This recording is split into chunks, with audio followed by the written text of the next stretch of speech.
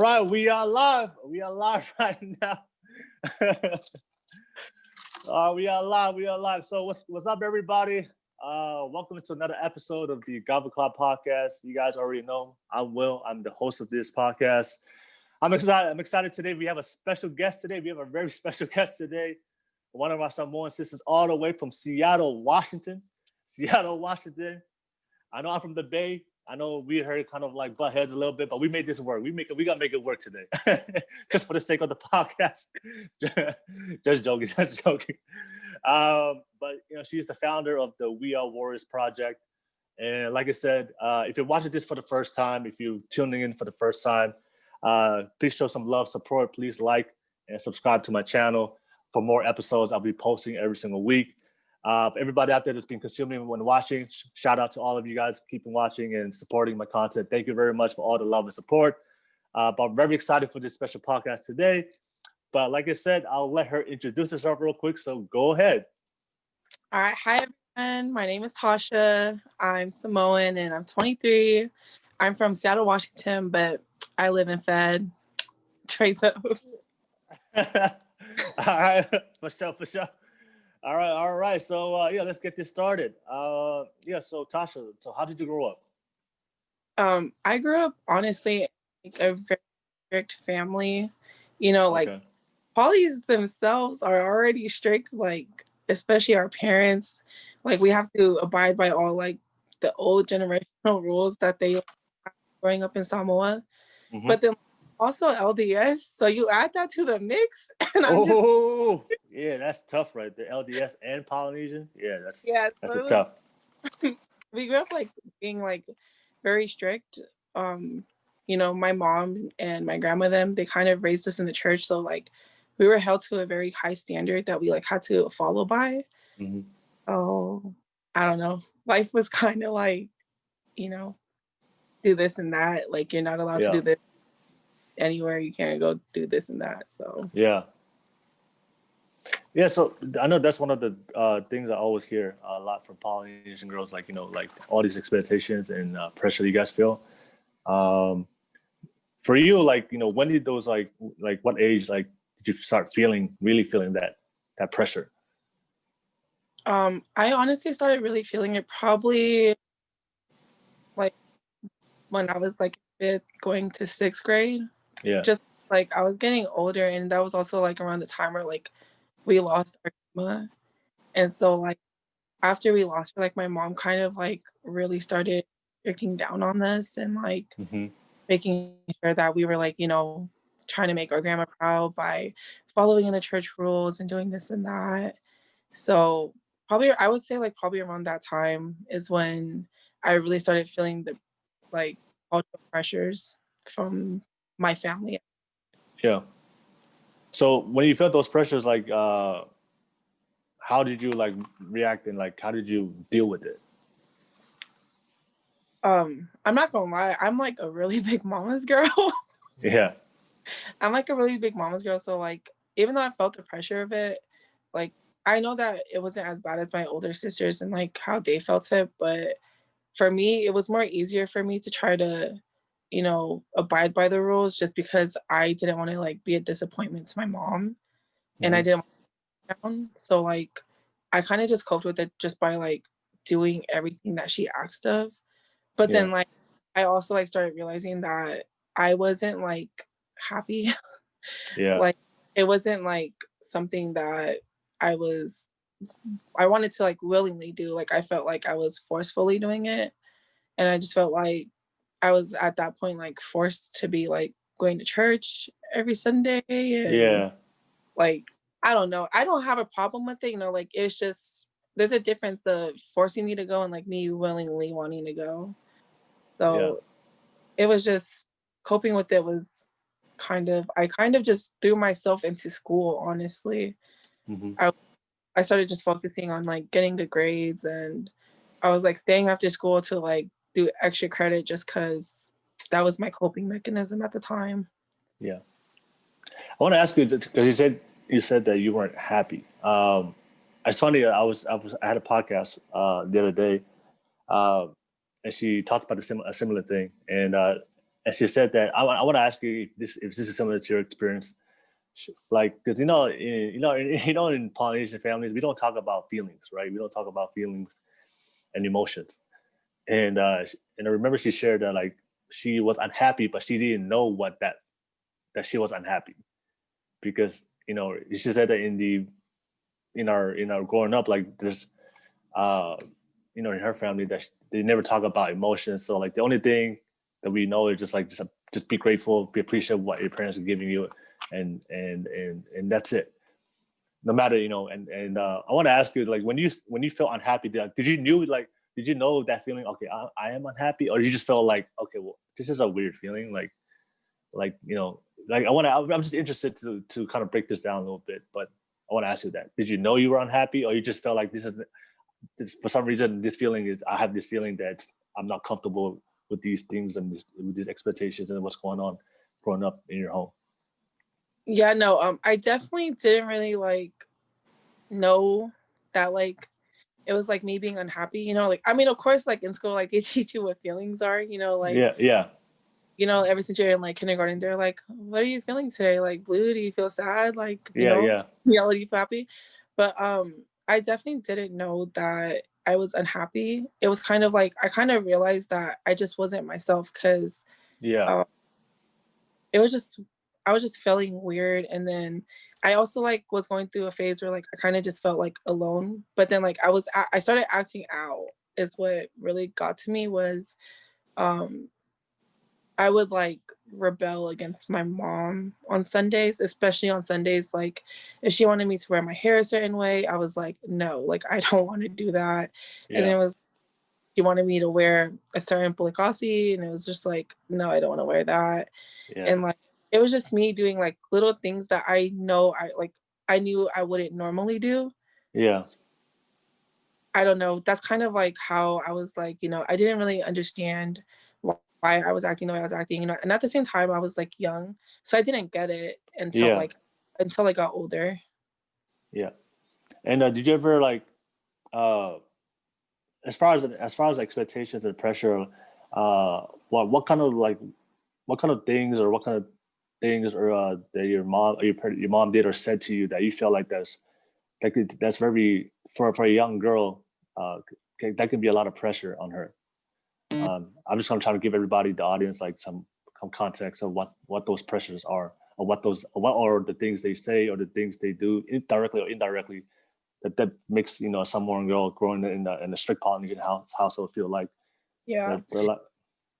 Um, it was just like honestly like little things, especially like one thing I hated and I will like still forever hate to this day is when they would compare me to other girls, especially like girls in our church. Yeah, And well, that happens a lot.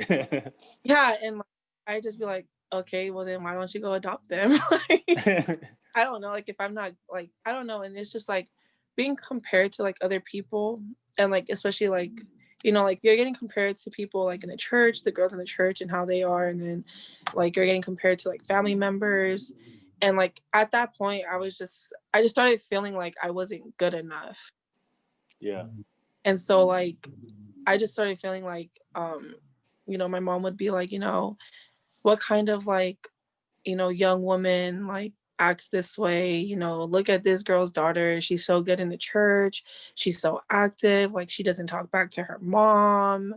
And like I was just like, well, I don't know what to tell you. Yeah.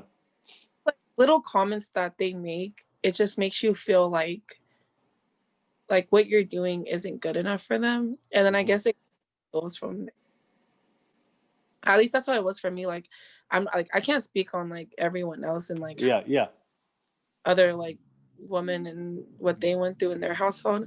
I mean, my mom's a great mom and like she raised us to like the best of her abilities, but at the same time, like she was still so stuck in like her cultural ways and like the way she was brought up into the world. So it was like, oh well, like you're not a good like daughter of God, like you're not a good daughter and you're disappointing God because you're disobeying me. And then it's like then they bring up the 10 commandments about how like you're supposed to honor other. And I'm just like, oh, well, and like, throw me away. I know that. I mean, yeah, that's a good point. I wanted to make sure everybody is aware. I know, it's tough growing up in a strict Polynesian home, especially if your parents are both from the islands and they're both. Um, and I struggled with that myself. And I grew up with my grandma, but she was really strict. But the one thing I always want to say to kids out there that's going through it, I always want to say, like, I know a lot of times we butt heads with our parents, and it can be tough depending on your situation. Um, but for the most part, it's our parents. Like, it's not really like they're not doing it on purpose. Yeah. It's like that's how they were raised, and that's how they were brought up. So our parents, like, they're only raising us the way that they know how. Yeah. And I know a lot of times, like, I remember I remember growing up, because why? Because I grew up in a tough love. Like, we got hit for everything. we got smacked for everything. And I remember growing up in America and moving to America, and then, like, I saw Balangi parents holding hands with their kids, kissing their kids, hugging, skipping with their kids. And I'm looking to my people who are raising me. I'm like, what the hell? Like, how come I can't get some of that? Because there's not a lot of affection. But sometimes, and growing up, it can cause some kind of resentment towards our parents, and develop rebellious, feelings towards our parents. But then as I grew older, I just realized, oh wait, no matter how difficult and how hard it was, but at the end of the day, like, that's how my parents, that's all they knew. Yeah. And the reason why I want to say this before we continue on, because I don't want anybody watching this and, like, have rebellious or like, resentment towards their own parents. I want so I want them to know, look, I want people to have great relationships and have great love. At the end of the day, our parents, shoot, no matter how difficult we grew up with, but we made it here because of all the work for them to provide us. But yeah, I just wanted to put out there. Yeah, no, I definitely. I mean, like, my mom was strict, but at the same time, like, I knew that, like, that's just how she was brought up, and I didn't hold it against her. Like, I understood it, but I think it was just me, like, myself and how I was. Like, I didn't, like, really realize it, and then I also was just like I don't know, like, at that time, like, I was just also going through, like, a phase where, like, I just felt alone, and, like, yeah, I didn't know what I was feeling, but it was, like, making me act out. So, like, I definitely don't blame, like, my mom for how I was acting, because she definitely raised me right. Like, I love the church that we grew up in, and I understand it, but yeah, I definitely don't resent or blame my mom. I'm a big mama's girl for sure. Yeah. That's true. Because then they our parents, they have mad love for us. That's one thing I know. But yeah. So did you ever try talking? I want to ask. Did you ever try talking to your mom? Like, at some point in time, like, kind of like communicate with her, like, what you were feeling, or did that never happen, or you just feel like that? Because sometimes, like, I want to talk. I never opened up to my parents ever as a kid, because, like, I just saw them as, like, just I was afraid of them.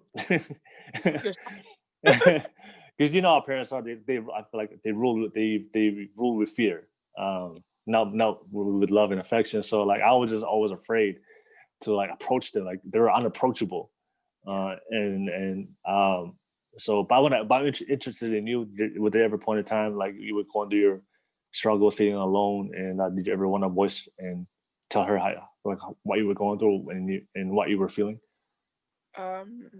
No.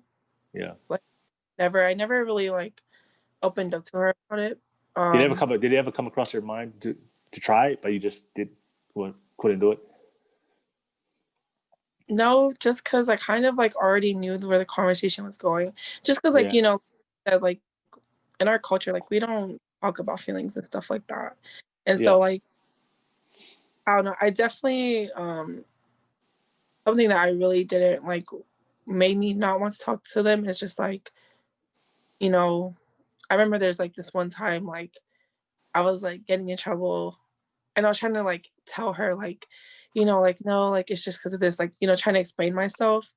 But then it always like led back to like, no, like it's because like you're so cheeky, like you just like you're so like kiki all the time. And I'm just like, okay, you know what? Like Yeah. it was just being labeled and wanting the attention and whatnot. And then like it was also because low key, like when I was in 5th grade, my sister really made me like super mad. Like, oh my gosh, like she made me so mad one time. And so like I wrote my mom a note and I was like, you know what? Like I don't want to be here anymore. Like I'm Yeah. gonna leave. Like I hate it here. I was like, I just want to like die. Okay, at the time, I didn't really like know what that meant, Yeah. Yeah. Yeah. That's how I felt, and I didn't want to be there. And so I wrote her a note and then I was like planning to leave it like on her bed that night. Yeah. But then throughout the day, like I had put it somewhere and then I couldn't remember where I put it. Like I was like, okay, like I letter. So like I ended up never finding the letter. And then like there was this one time my mom was just like cleaning, like cleaning, and then her and my sisters were like laughing, and then they're like, Tasha, look what we found. And then like they found my letter. Yeah. And like they kind of just like laughed and made fun of me for Yeah. it. Yeah. And like it was like definitely after that where I was like, okay, like I low key like cried because I was like, dang, like that's really how I felt. And like you guys are just like laughing at me about it. Like Yeah. it was like after that, I kind of just didn't like want to ever like talk about how I felt with anybody, because I felt Yeah. like if I feel like my own like mom and my own sisters, like I didn't want to talk to anybody else. Yeah. So how many siblings do you have? So with my mom, it's like me and my 3 sisters and my little brother. Okay. So that's who I was raised with. Because my mom like raised us on her own. Mm-hmm. So it was just like us, but then my dad like has like me, my 2 sisters, and like he has 11 kids total. Oh, got you. Got you. Like, but I didn't like grow up with them, so I kind of just like Yeah, it was just me, my 3 sisters, and my little brother. for sure. So I know like your mom was always comparing you to other people. So were you like the black sheep of the family? No, I would say like I was the black sheep at the time because like I'm the youngest girl, Yeah. so like my sisters definitely I would say like they definitely had it like they felt it worse than I did. Yeah. So I say I was a black sheep because we all kind of got compared. Like, well, me and my other 2 sisters, my oldest sister was just like her own person at that time, like already, Yeah. like she Yeah. was living. Me and my other 2 sisters, like we definitely got compared a lot to a lot of like people, like a lot of the girls in the church. Mm-hmm. I wouldn't say I was the black sheep per se. I think it was just like equally around all of us. Yeah. Um, so now you're getting compared, and then I know you said you started acting out. So did you were there other things that you acted out as you grew older? Like we like just started living your own life and becoming rebellious, or No, no? honestly, like as much as like I was acting out, like growing up, I never really like did anything bad per se. Yeah. Yeah. Yeah. I was like, I was just too much of the like wanting to like make my mom proud. One, my sisters definitely they kind of like was like doing like them and like becoming their own person, but I was still stuck in like the shadow of like trying to be like a good kid. Okay. So, No, so not they want you to be a good kid. Like that's the expectation they had for you, for a lot of it. yeah. And I don't know, like I guess like for me, I just felt like I had to try to meet my mom's expectations just because like I was like, like she was raising us on her own. Like it was the least that I owed her, Yeah. was like doing what she wanted and like pleasing her. Mm-hmm. Honestly, that's still me to this day. Like, I'm like, I can't even sit here and say that like every decision I've made was like for myself. Cause majority of the decisions I make, like even like now as I'm older, is like decisions I make to like make my mom happy, to like do as she pleases. It's like everything I do has been for like my mom and like my kid, of course. But yeah. Okay. I know that's something I hear a lot. I mean, let me ask you, what kind of person does your mom want? What kind of person does your mom or life does your mom want you to do? Want you to live? She wanted back then. Oh, okay. She Not wanted. anymore. I kind of grew up and started, becoming my own person and doing Yeah. things that I shouldn't have been doing. But Yeah. um, I guess like when I was younger, like she just wanted me to like be like that like perfect example, and like Hmm. especially church, it was like, like honor your mom, make your family happy, honor your family, um, go to church, serve a mission, get a job, raise your family, like Yeah. not your family, but like, like raise your parents and like take care Yeah. of them. So that's kind of like the life that she had mapped out for me, was like those How so how much of that life did you already complete already? Did you serve a mission and everything? Did you serve a mission? no, definitely not. Yeah, I definitely haven't completed any on that list that she had out. Still working on it to uh, this. I mean, I can only imagine for you. You probably get a lot of pressure to serve a mission because I know how that important, how that's very one of the big things of being LDS. Do you get questions like that every day? Like they ask you all the time, especially the people at church, like when are you gonna serve? When are you gonna serve? No, no, no, no. Oh no. When I say I grew up and made my own decisions that I shouldn't have been making, like Oh. all of that kind of threw that out the window. Oh, okay, okay. Yeah, no. I mean, I didn't have a problem with it, like the life my mom had mapped out for me. Yeah, Because on if like when I was like 12 and 13, like if you asked me like, oh, like what do you want to do like after you graduate high school, yeah, yeah, that was my simple answer, was like, I'm gonna go on my mission, come back, get a job, and take care of yeah, my mom. yeah, yeah. I didn't have a problem with it. So it was like whatever, but then you get older and you start going through phases in your life. Yeah. And um I never served my mission. As much as I wanted to, like God definitely had other plans for me. Yeah. Um, God definitely knew what he was doing. And, as much as like I would have loved to serve a mission to make my mom proud, like, my life just took a different path, and I'm okay with it. But I never served a mission because I ended up getting pregnant and having my daughter Okay. like at 16. So it was like all of that kind of just like went out the window for me. Yeah. So no, people don't ask me. Oh, got you, got you. But no, ask me. All right. So, yeah. Can you talk about that? I know you just said that you had a daughter very young age. Yeah. Um, I can only imagine, you know, what you went through because one thing I remember I had a podcast and we were talking about.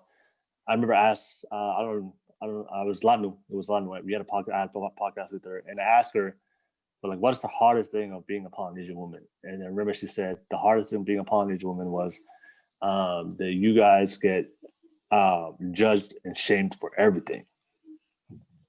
little thing. Facts. He was speaking facts.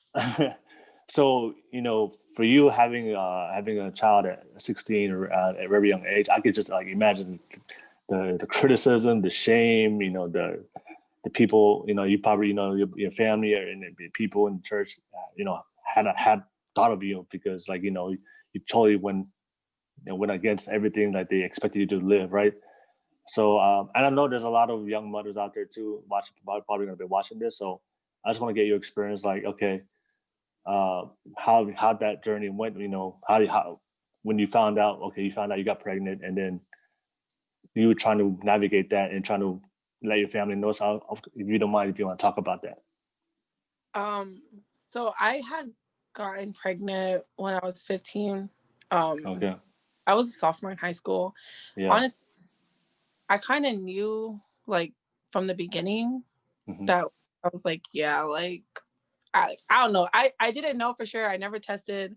I never took a test, but like I just knew I was. It was definitely unplanned. It wasn't planned at all. Yeah. But I knew that I was, and then I didn't tell anyone. Yeah. Like Yeah. I didn't tell anyone, not because I was like ashamed, but because like it never hit me. Like the reality of it never really hit me. So I was just going on about like my daily life, like, you know, like I was going to school, like doing my normal routine. And yeah, I didn't even tell like my daughter's dad until I was like 6 months pregnant. Yeah. You know, I mean, he would see me and all the time, but like he just never knew, and I never told him until like one day I was like at school and I was like, dang, I should probably tell him now. Like Yeah. I Yeah. I got like 3 months left. Like tell somebody. So like I don't know, I kind of like told him. Well, I it called him. wasn't obvious, I guess, as far as your stomach. No, I wasn't. I didn't show until I was my last month. Like Oh, okay. you couldn't really tell. So like it was kind of like easy to hide. Yeah. I kind of just wore like my normal sweaters, like my big sweater. It's still like the same. So nobody The big poly sweaters. like what do you do, you know? So it was just like, you know. And so yeah, like I ended up telling him one day, and What he was was, his reaction? you know, we were like both young, so he was just Yeah. like, "Are you sure?" And I was like, "Yeah, I think so." And then he was Yeah. like, "Did you?" And I was like, "No." And I was like, "No." And then he was like, "Well, then how do you know?" And I was like, "I don't know. I can just tell, like, you know, my Yeah. body." And Yeah. then he was just like, "Okay, well, you know, like I'm gonna be here, like I'm not going anywhere, like we'll take a test just to confirm it." And I was just like, okay, like whatever, like I don't care. You know, Yeah. because Yeah. at the time, like it still didn't hit me. I was just like, whatever, like Yeah. do what you want to do, like I'll go along with it. But it was like crazy though, because like throughout the whole time, like, you know, me not telling anybody, my mom had asked me like multiple times, Yeah. and I would just like tell her like no, like no. Wait, she asked you if you were pregnant? Yeah, like it wasn't like asking me if I was pregnant. She was just like, you know, she was just like, Tasha, like, have you been like sleeping with him? And like I would just be like, you know, sleeping in like the same bed as him. And I was like, no, like Oh, she knew you guys were dating. You guys were dating, right? yeah. Okay. So she knew we were dating, and I told her, I was like, no, I'm not doing any of that. Like I know better. like Yeah. Yeah. like I'm not stupid, but like, you know, I really but yeah, no, I just remember my mom asking me like so many times, like out of just nowhere, and I just be like, no. And then he like asked me one morning when I was getting ready for school. It was like literally like 2 weeks after I had told like my daughter's dad, like Yeah. that. Like 2 weeks after that, like I was getting ready to like leave for school one morning, and I remember I was like about to walk out the house, and then she was like, she asked me, she was like, Tasha, are you pregnant? And like I just remember like I didn't say anything, like I just grabbed my bag because like I just immediately started crying, and Yeah. I just walked out my house. I was like, no, like I Wow. can't, like I couldn't face her, you know, like because I felt like really bad, like I felt so guilty. I like it was like me disappointing her that like hurt me. You Yeah. know, it wasn't like the fact that I was pregnant. It was just the fact of like I knew that she wanted me to do better, and yet still like felt like I was disappointing her. And so I just like walked out my house and I left, and I was just like, all right. I just like cried my whole way to school. Yeah. Um, And she knew from that moment that she already knew you were I, pregnant. confirmation. Like, I think my mom honestly knew like the whole entire time, you Yeah. know, like, which is like crazy because I like, you know, like I didn't say anything, like you couldn't really tell, but you know, mother's instincts, I guess. Yeah. Yeah. So Yeah. she found out, and then everyone in my family had found out, like Yeah. 2 years later, like I had told my daughter's dad. And that's kind of when my life just started like going crazy. Yeah. 'Cause I had like stopped going to church. I stopped, you know, going around my family just because when they found out, like, I love my family and I know that they love me and like they love my daughter, but you know, at the same time, I was only 15. So of Yeah. course to say about it. And it just like it hurt because it was like all I kept hearing was like, oh, like she's so stupid. Like, why would she do that? Like, you Yeah. know, and then it was like, she's never going to graduate. Like, she's not Yeah. going to do anything with her life. Like, Yeah. it was just all negative things. And like, I don't know. I was really hurt by it because I was like, dang, like, that's crazy. Like, you know, like, I get it. Like, what I did, like, I shouldn't have done, but like, it's already too late for that. So I was Yeah. like, and like, I knew I stopped going to church because I knew that, you know, like if my family's saying things about me, like of course I know church people are saying things. So they judgmental as hell. Like Yeah. for real, like even like you could just be at church like sitting next to a dude and it's like, oh, she's been cheeky to him, and it's like, but can we sit in sacrament together? Like, is that okay with you? I don't even know his name. You know, it was just like, but it was like, especially like my family, like the girls in my family, like we we just always got in trouble at church, and we were like the bad ones, I guess you can say. So, you know, like me getting pregnant was just like, you The know, girl. like it wasn't a surprise. Then it was like, oh well, like you know, she's part of that family. Like, Oh, I mean, gotcha. they family. It wasn't like my family. It was just like, you know, like you can just tell because they don't ever listen. They don't ever do anything like for like, you know, they don't come to like seminary. They don't do like abide by the church rules and okay, I'm not. So you guys became like the examples they use not to Yeah, avoid. Don't be girls, like her, girls at like church. Don't be like. the girls in my family definitely became the example. And it didn't even start with me. It was like my older cousins and my sisters. Like they were bad as hell.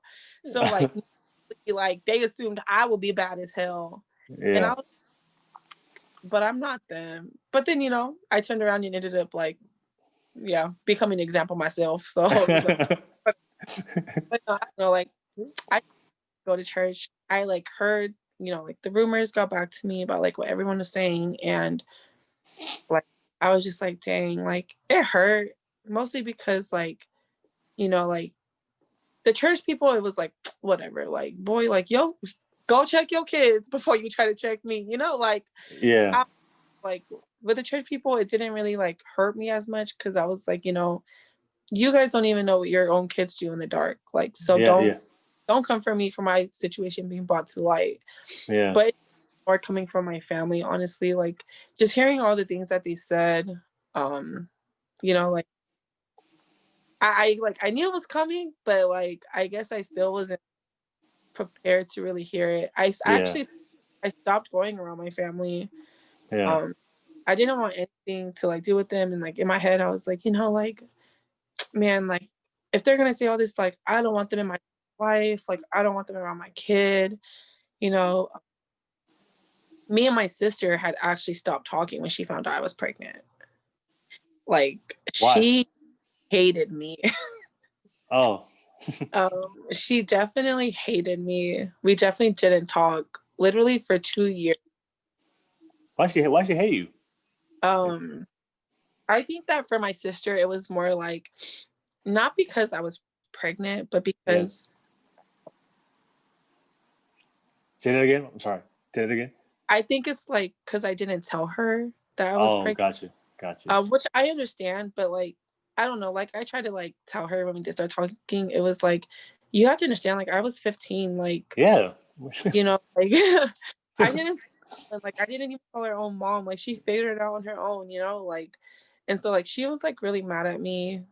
She like hated me. She hated my daughter's dad even more. Like, like it was just so awkward, you know, like we'd be living in the same house and like we'd be in the like kitchen just acting like the other person isn't there. So, it was definitely weird. What was like the most hurtful like comment that you heard that really out of all the comments? I think like, you know, like aside from like them saying like I wouldn't amount to be any like to being anything in my life, and like I think the most hurtful thing that I've ever like heard someone say to me was like that I was a bad mom, that I would be a bad mom. Oh wow. Okay. Yeah. That honestly like it hurt. And I like hella cried about it like so many times, like I don't know, because I was just like, you know, I was like, you guys have like no faith in me, like, you know, how can you say that? Like, Yeah. I don't know. It was just like hurtful. And so I kind of just stopped going around my family because it was just like so much. And then he was like, you know, like, oh, like such a little kakaliki, baumuku ass. Like, you know, it's like, okay. Like, ditto. I was like, I don't know. I don't know what they wanted me to say. So I just stopped going around. But yeah, it definitely was like a lot of like, oh, like you brought so much shame to our family, like your disgrace. And I was just like, wow. But I think one thing that really like helped me get through all that was because I got lectured by everybody in my family. Like all the grown-ups, like I was lectured. I remember I think it was like Easter. No, it wasn't Easter. My brother had okay. My brother had gotten released and we were going to my aunt's house for their barbecue. Mm-hmm. And I was like 7, 8 at the time. And so, you know, I was like, okay. I was scared because I was like, my brother's about to beat my ass. Like, got out of jail. He's gonna go right back in for killing me. Yeah. I was definitely scared. I wasn't prepared for my uncle to be there. Yeah. I just remember like I knew the lecture was coming because like I had gotten it from like my aunt, you know, my cousins, like all the adults. I was like, I tried my whole pregnancy to avoid my uncle. And that day I feel like they set me up because they took they took me there and you know, he was there. And I just remember I tried so hard to avoid staying outside with him by myself. Yeah. I was like, he was like my strict uncle growing up, you know, like my strict uncle. So I was like, oh my gosh, like he's gonna slap the shit out of me. Like he finna, you know, I may be pregnant, but my face ain't pregnant. Like I was just like, I was so scared. And I just remember like my mom and my aunt, who was like my second mom, they were inside the house and like I just kept following my mom everywhere. And she was, what are you doing? Like, go sit down outside. And I was like, no, because uncle is going to talk to me and he's going to lecture me. And I don't want to be lectured. You know, like I'm tired of being lectured. Yeah. After so many people, I'm tired. And so like, I don't know, like I went out and like my mom was like, okay, go take this out. I'm coming. Like, I'll be out in a minute. And I was like, okay, cool. So I walked out and like right there, my uncle's like, Tasha, come here. And I was like, fuck. He's sitting like, you know, in the backyard in a circle with like my brother who had just gotten out, like my other cousins. And I was like, oh my gosh, like he about to beat me up in front of everybody. Like, oh hell no. So and like I already felt myself tearing up. I was already tearing up. And so I was like, damn. Like God, like, please help me. Like save me, please. Like I don't want to die today. But no, like he like lectured me, you know. Even my brother was like, yeah, when I found out you was pregnant and I was in the pen, like I was ready to whoop your ass when I got out. And I was like, well, like, you can't do that, but okay. Nah, like I just got lectured. My mom ended up coming out and I think like it was when my mom had came out and sat down and like I just started crying. Like I just started rolling like years. And then like, you know, he was just lecturing me, you know, saying what any typical uncle or aunt would say in the situation. And after that, like I kind of just like went inside the house and like locked myself in the room and went to bed. I was like, I'm gonna cry myself to sleep. So like I just but I think for me, like throughout like all the lectures, all the rooms, all the like, you know, shame that everyone kept saying I brought to our family, like what really held me together was mom. Because like out of everybody that lectured me, my mom was the only person who didn't lecture me. And Yeah. I was okay, so like if my mama, the only person who should lecture me, didn't lecture me, like why is everybody else lecturing me? You know, like I just felt like I didn't care what anyone else had to say. Yeah. Like I didn't care. Like if my mom didn't lecture me, I didn't. And so that's kind of like what helped me through all the rumors. I mean, I know my mom was hurt, but she honestly was like really supportive. She definitely reacted in a way that I didn't think she was gonna react. Like Yeah. I thought she was gonna like disown me, like get out, like pack your stuff, get out my house, you know? For real, but like nah, she was like definitely my support system through everything. So he definitely made me get through all the rumors, everything that was going on around me. So you know, so you finally got through that, got through all the criticism and the shame and the lectures. So now you're about to have the baby. Now you're about to have the baby. So you talk about like, you know, how was it, you know, to go to, because once you have the baby, now your life again, only your life is flipped upside down. Now you have to, it's a totally new life. Now you're a mom. Yeah.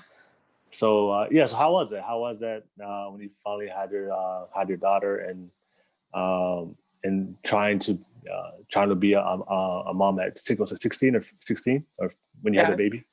Yeah, I was 16. And now like and trying to try to adjust to that lifestyle and try to make a life out of it now. Like how was it? Um, honestly, like it wasn't easy.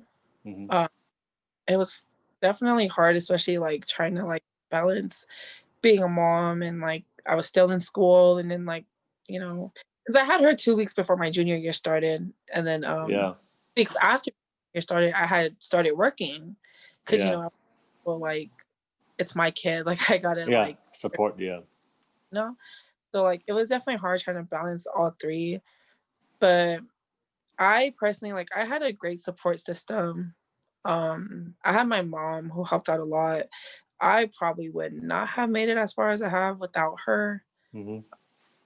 My sisters, they definitely like helped, but I don't know, like my life took a turn for the better because like before I got pregnant, even throughout my pregnancy, like I was like dealing with like depression still and like my anxiety and like Yeah, and so like I just felt like, you know, like I said earlier, like God had different plans for me. And I never really realized, like I never understood why God had chose to bless me at that time with like a baby.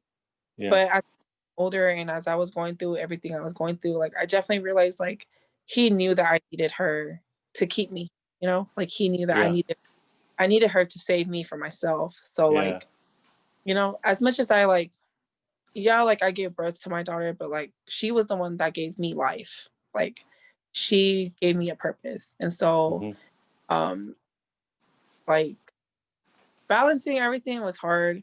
I remember like the first time I had to go to school, like 2 weeks after, I was like, oh my gosh, like I don't want to leave my baby. Like I want to take Yeah, her.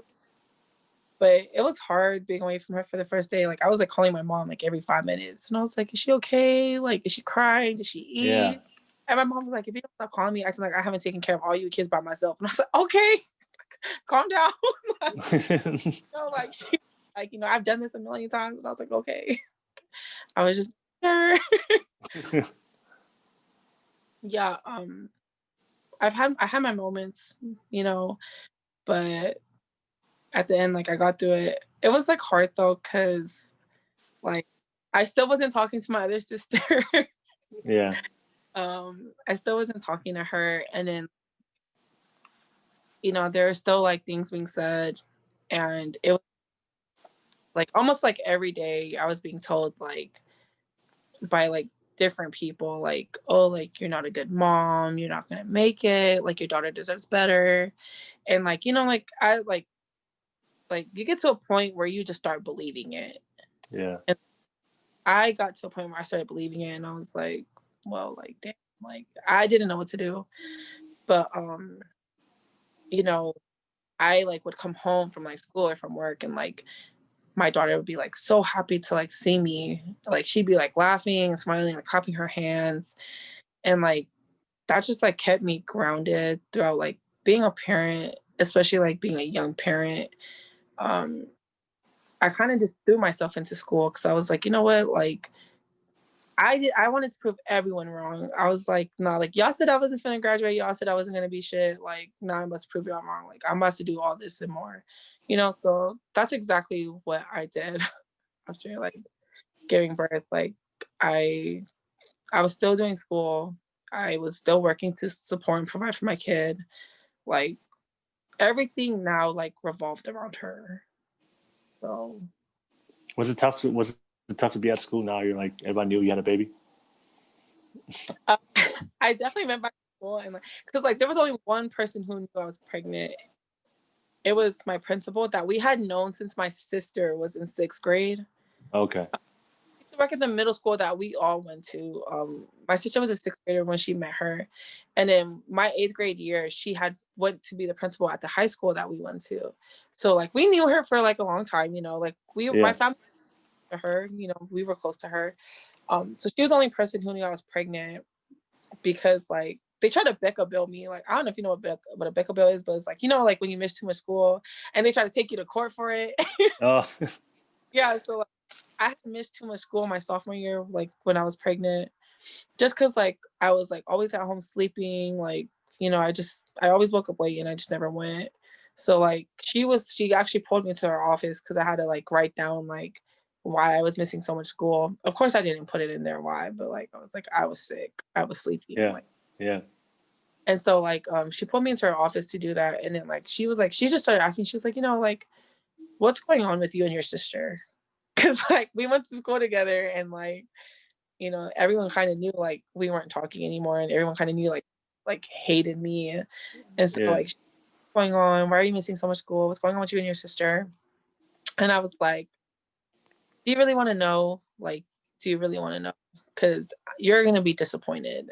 And she was like, yeah, like tell me. So like I told her, and like she was like shocked, especially like coming from me. She was like, what? Like I would have never guessed. But she was the only person that knew. So when I went back to school after having my daughter, like everyone was like, yo, what the hell? Like we didn't even know you were pregnant last year.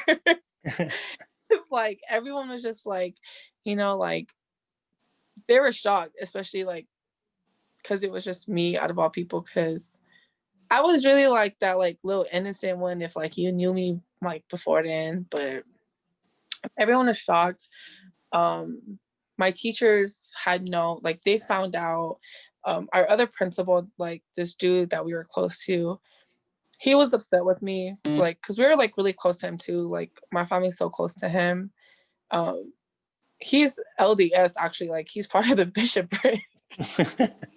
I'm serious. Like even like it'd be like if we go to school with the frappe from McDonald's, like he'd be like, "Why are you drinking that? We're Mormon. We don't drink that." Like that was him, but like we loved him for it. Yeah. And he was like really upset with me, and like it wasn't because of the fact that like I had a kid. It was like he was just upset with the fact that like he was hurt that I didn't tell him. Because he was like, like I wouldn't have like I don't judge you. Like I wouldn't do that to you. Because like I said, we're close to him. Like he was just hurt because he was like, like I could have helped you, and I was like, yeah, okay, but like Yeah. tell anybody, so you can't hold it. Yeah. But I don't know, like school was cool. Everyone knew. Nobody like I was like the type to like I didn't really like talk to anyone, you know, it was always just like a hi and bye anyways. Mm-hmm. Um, so it was cool. Everyone was just like, oh, like congrats, like that's so crazy. Like we would have never guessed. Like you didn't even look pregnant. And I was like, yeah, surprise. That's how that went. That's how going back to school went. So All right. So, of course, you graduated, right? yes, I definitely I do 3.0, so Oh, okay. That's what's up. That's what's up. Show them how to yeah, do it. let Gotta let me them get know. it. Gotta let them know. Let them know. 3.0 with the baby. Yeah, with the baby and working. And working a full-time job. Yeah. So, okay. So now you graduated. Now you graduated high school. Now you have to now start building a life for yourself and for your daughter. I also want to ask you: was your baby daddy like your daughter's father? Was he involved in that time with with raising your daughter? At that time, yeah, he was. Um, I never left my daughter alone. Um, like you know, because like his family knew when I was pregnant. Um, they were like all for it, honestly. Like he's the youngest, so like everyone had a kid but him. And low key, like they they kind of like egged it on, like they wanted more grandkids. So like they weren't surprised when I was pregnant. They're just like, yeah, like it's about time. And I was like, whoa, like calm down, you know. Yeah, so they were involved at the time.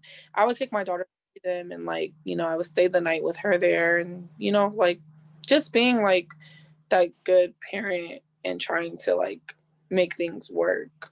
Yeah. But yeah. Yeah. Um it was like good though. Um yeah, you know, things changed as we got older and Yeah. because I went away to school, so Okay. kind of changed a lot of things. Okay. So for you, like, what was like now you're living your life now uh, as a single mom. Like, what do you think is like the hardest thing of being a single mom?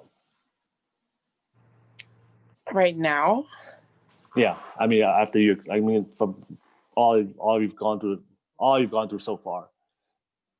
What do you feel like was the hardest thing of being a single mom? for me Especially, personally, it was just the hardest thing for me was trying not to disappoint her. Um, like I don't know if that sounds like weird, you know, because like I'm the mom, but I that's something that I never wanted to do, and it's something I don't ever want to do is I never want to disappoint my daughter. Growing up, like we had it rough. Like out of like all my grandma's kids, you know, like my aunties, my uncles, like my mom had it like she had the short end of the stick. Um, you know, I watched my mom struggle to like put a roof over our head, like keep clothes on our back, keep food on the table. Like, you know, like we struggled the most. I used to like look at all my cousins and like they'd be like so fortunate enough to like, you know, not have to struggle the way that we did. Um, especially like my mom as a single mom too. yeah, Like it was hard seeing her like struggle. Like I remember like, you know, some nights, you know, because you know, we was like, you know, little kids still like sharing rooms with my mom at like, you know, 13. Like, you know, so like I've always shared a room with my mom and I just remember like there was a lot of nights where like I would hear her praying, crying. And like it hurt because like my mom, like I just feel like my mom deserves so much in the world. You know, like she did so much for me and like my siblings, like she sacrificed so much for us. And just the way like we were raised, like I'm thankful for it, I'm grateful for it, like it made me the person I am. And it's the reason why I will forever be grateful for the little things in life. But that's just something I didn't want my daughter to have to like grow up and see was like, you know, I didn't want to disappoint her and give her like Like, I didn't want her to see me like that. I didn't want her to grow up the way that I did, Mm-hmm. because like I just feel like my mom did so much to like get me to a point to give her a better life.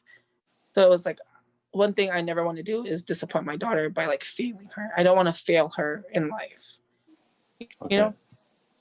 Yeah, you just don't want her to go through what you went through and what your mom went through. Yeah, definitely. Yeah, So, that's a natural thing for all of us. We want to give our kids a better life. So I wanted to ask you is I had to wait. Yo, I just had this question. It just popped out of my mind right now. I had it. Oh yeah, I got it. So I'm just curious. So how do you raise a daughter now? Because I know, like, one thing I noticed about the newer generation of Polynesian parents, we always gonna raise our kids the way we were, more different than how we were raised. So like, I'm just interested to you, like, how do you raise your daughter now that's different from how your mom raised you?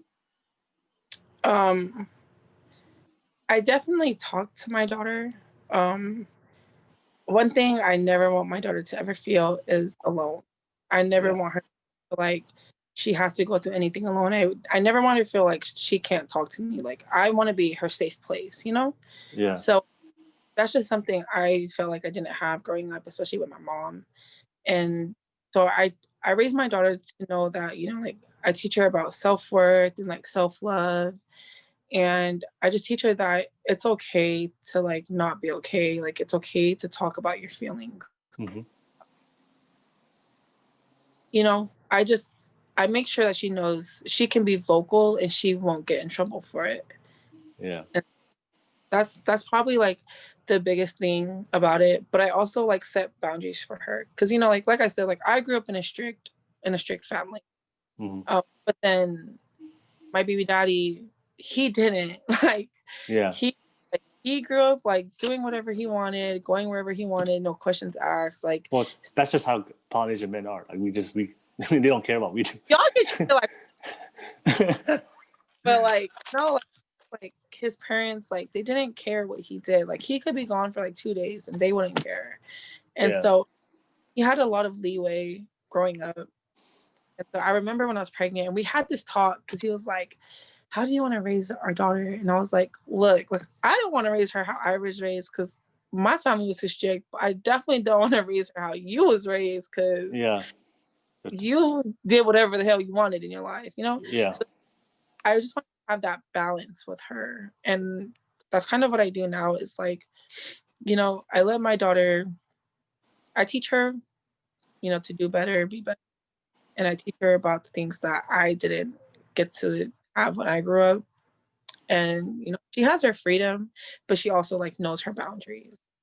yeah, So that's just how she is. My mom helps, like, like I said, my mom, my siblings, like they help take care of my daughter, especially when I go to work. And so like they definitely take part of it. My mom teaches her like, the cultural ways.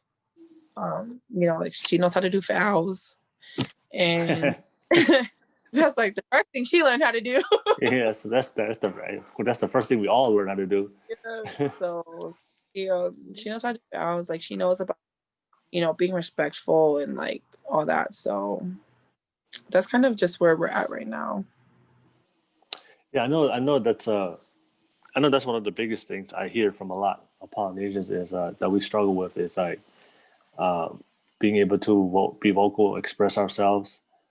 And for me, I feel like I'm interested to hear from your perspective. I feel like a lot of the issues that we go through is because number one, we aren't allowed, we're not given, we aren't allowed to express ourselves, uh, and having that communication and relationship with our parents to be open, and that's why I feel like there's a lot of like you said, sometimes uh, a Polynesian kid can be at home but feel alone, right? Because Polynesians, we're known for like this big loving people, Yeah.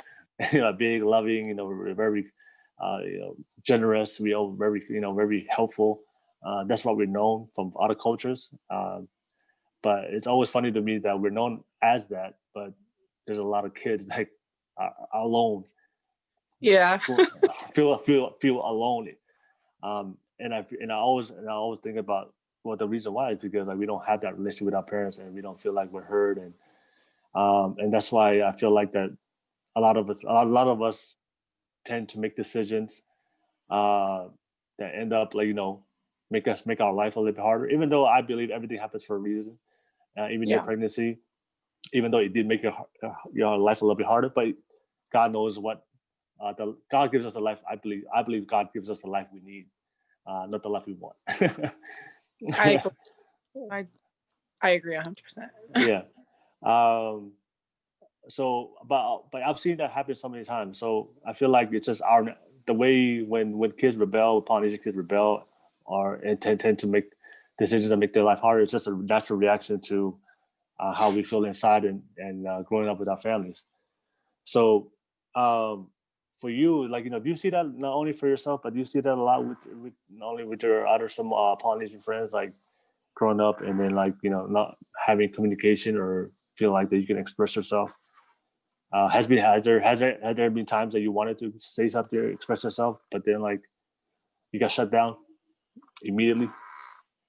Yeah, I see it happen a lot, like within just like my family, like family friends, like their kids, like poly kids that was at school, like you know, um, that's definitely like the biggest problem we have in our culture is we're taught that having feelings is a weakness. Mm-hmm. Like we're taught that we immune to it, like we don't deal with that stuff, and it's like we're taught that like that's the belonging way of life. Yeah. Yeah, I definitely grew up saying it a lot. Definitely felt that like the same way as well. Have I tried to talk about it? I like, yeah, but then it was always like, oh, like you just want attention, or like, like, oh, you're just like cheeky. So it was just like at that point I didn't I became really quiet. I I really did. I stopped talking. Like it was just like things were just like whatever at that point. Um Whatever I went through, I just kind of held it in. I just let it build up. But yeah, I don't do that anymore.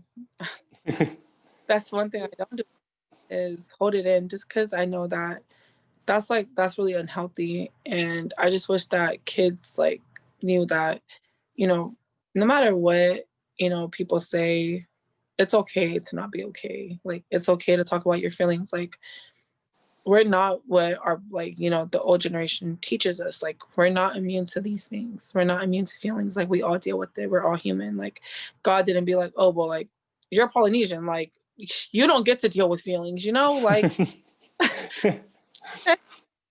You ever seen the TikTok videos where like there's a guy with a bowl of water, like how LeBron James was created, and like athleticism is pour some water. You've seen that? yeah, You've seen that? the TikTok, Like, right? yeah, on TikTok, yeah. Yeah. Like God didn't have a bowl of water. Like feelings is just a little drop. Ah. Yeah. Feelings forget. What is that? Like we don't we don't have that. Owls, yeah. Uh, Yeah, I feel like that's why that mental health is it's starting to it's prevalent. It's like it happens a lot more often in our communities because of that. The lack of understanding, lack of communication, and lack of expression. I want to ask you. I know we talked about before we hopped on, but what's your experience with mental health? And I know you talked about it before. You didn't understand what your feelings are. But but but like you said, I want to just double down to what you said for everybody that's watching. Mental health is real. I know in the community, in the Polynesian community, they act like it doesn't exist, but nobody's immune to it. But even you said it. Your mom cried sometimes in the room. That's mental health right there. That's like feeling sad and depressed. But I know sometimes our parents will never show it. And that's why we think like our parents like a superhuman. Yeah. And that's what, and we think, oh, our parents are cold, are like cold blooded, heartless. But no, they suffer through mental health as well, but they just don't show it to us as children. So, but it's okay. We're gonna, everybody will go through some type of mental health or issue at some point in time in their life, and just realize everybody out there, it's a normal thing. It doesn't make you weird. It doesn't make you a bad human being, or sometimes we feel like, oh, something's wrong with me. Yeah. All right. But yeah, I want to ask you is, your journey with mental health for yourself, and trying in understanding what you're going through, and working on self-love, working on learning how to love yourself.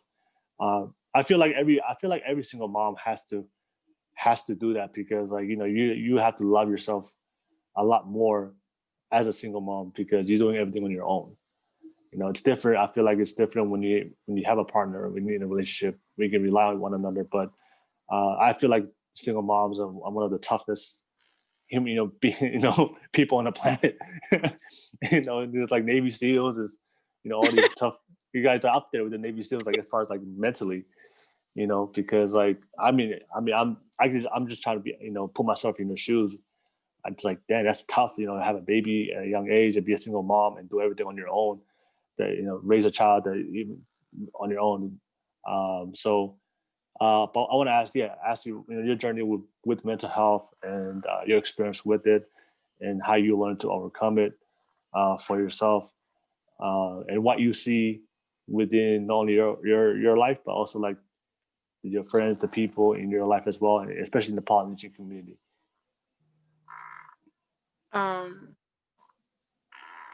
I honestly probably like suffered with like depression, anxiety, like much, like almost my whole life. But like, Yeah.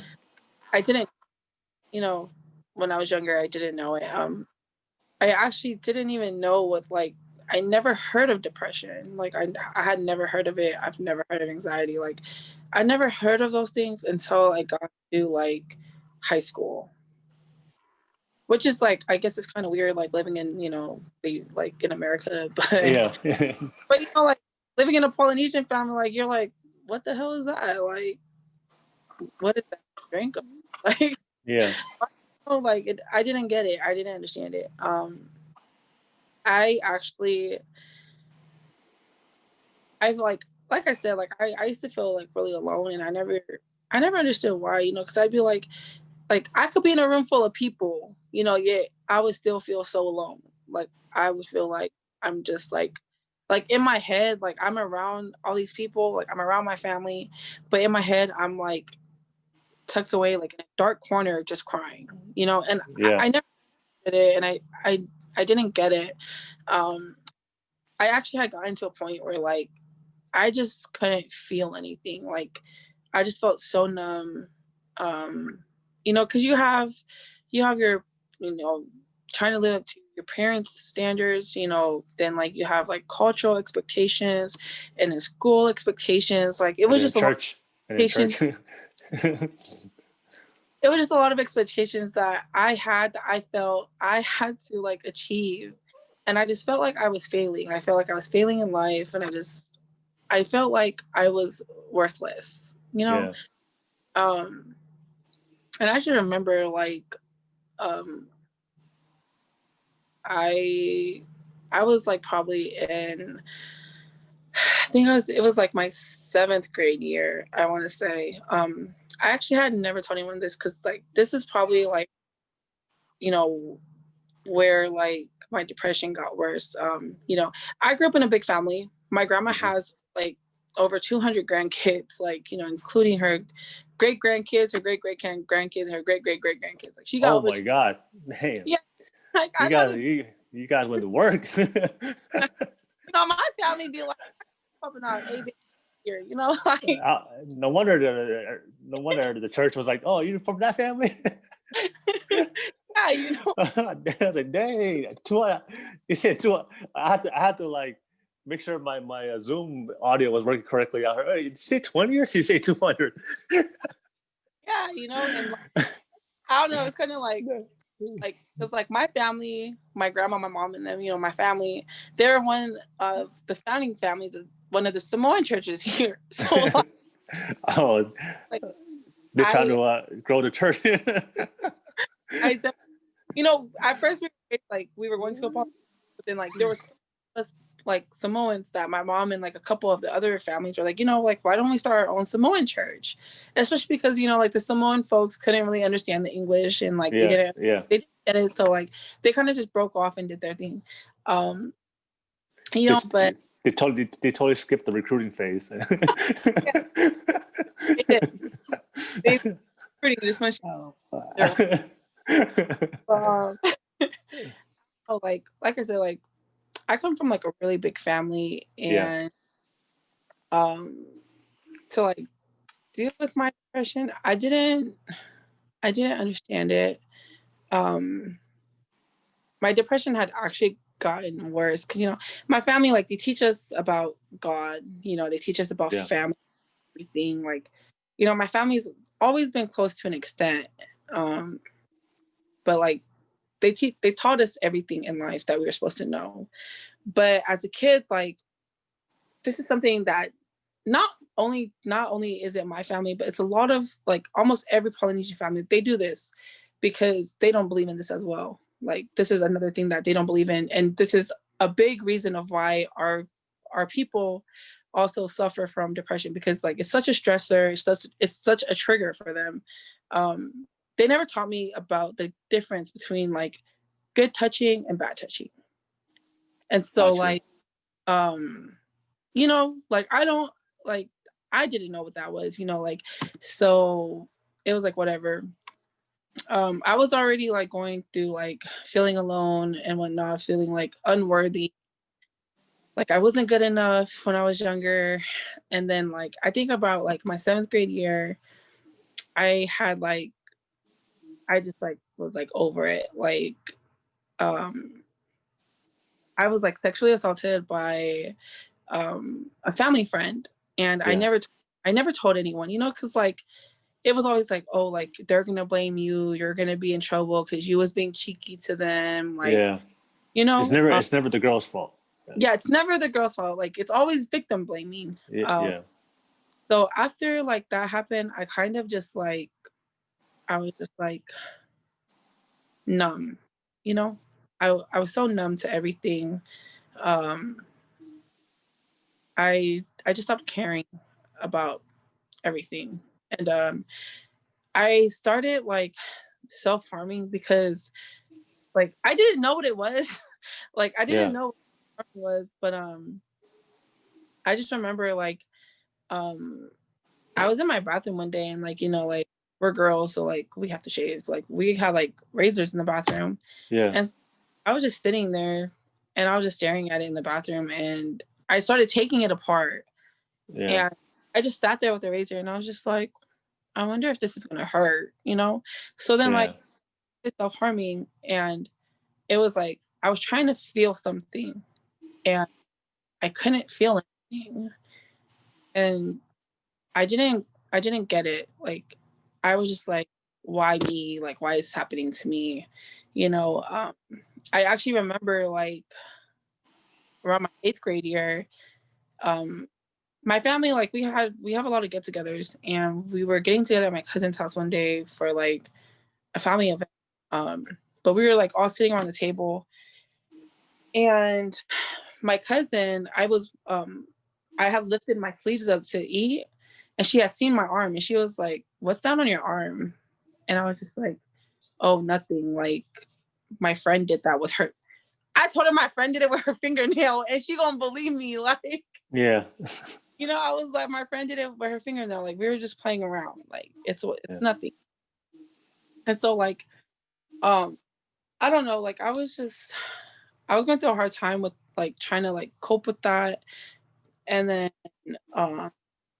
at school, like, you know, like you deal with stereotypes at school, and like, you know, some of the boys there, they weren't like really nice, I guess you can say. Like they were like such assholes and like they would like low key like try to like bully me, I guess you Yeah. can you know, because like us Samoans, like we're built bigger than regular people.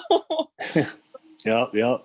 We're just naturally built bigger than like regular people. And so like these like kids would like just be there and like they would like almost every day they would just be making fun of me, you know, like, oh, like you're fat, like you're like, why are you so much bigger than us? And like, I don't know, like as a girl, like I was like, you know, like I started to feel like, dang, like I must be hella ugly. Like, you know, I started getting really self-cautious. I stopped eating. Like I didn't want to like gain any weight.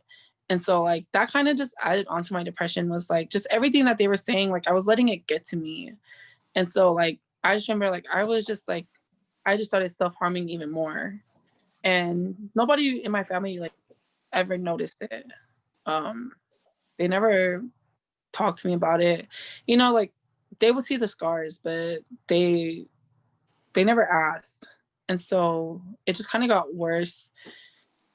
Um I had started dating like my daughter's dad probably my freshman year. And like I was still going through like depression and stuff.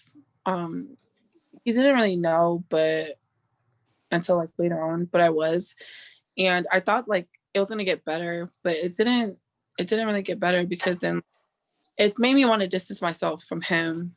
And then like especially when it came to like, you know, us starting to like do what we were doing, like I started like having flashbacks and like I was having panic attacks and like it just took me back to that time, you know, like that moment. And like he never understood why. And like I had to tell him, you know, like this is why like cause like they would always be like, why do you like cause when people used to hug me, like especially guys, I would flinch. Like I would flinch really bad. That because you will think about that moment with the family member. Yeah, like I would flinch I really would bad. trigger you or something. Yeah. And so I just remember like my daughter's dad like, why are you flinching? Yeah. Like you know, like he was like, the fuck, like you're hella weird. And so, you know, and so I don't know. We ended up having the conversation and he was the first person I ever told the story to. And, you know, at the time when I was telling him, I was like, dang, he probably thinking I'm just telling him this so he don't think I'm a hoe.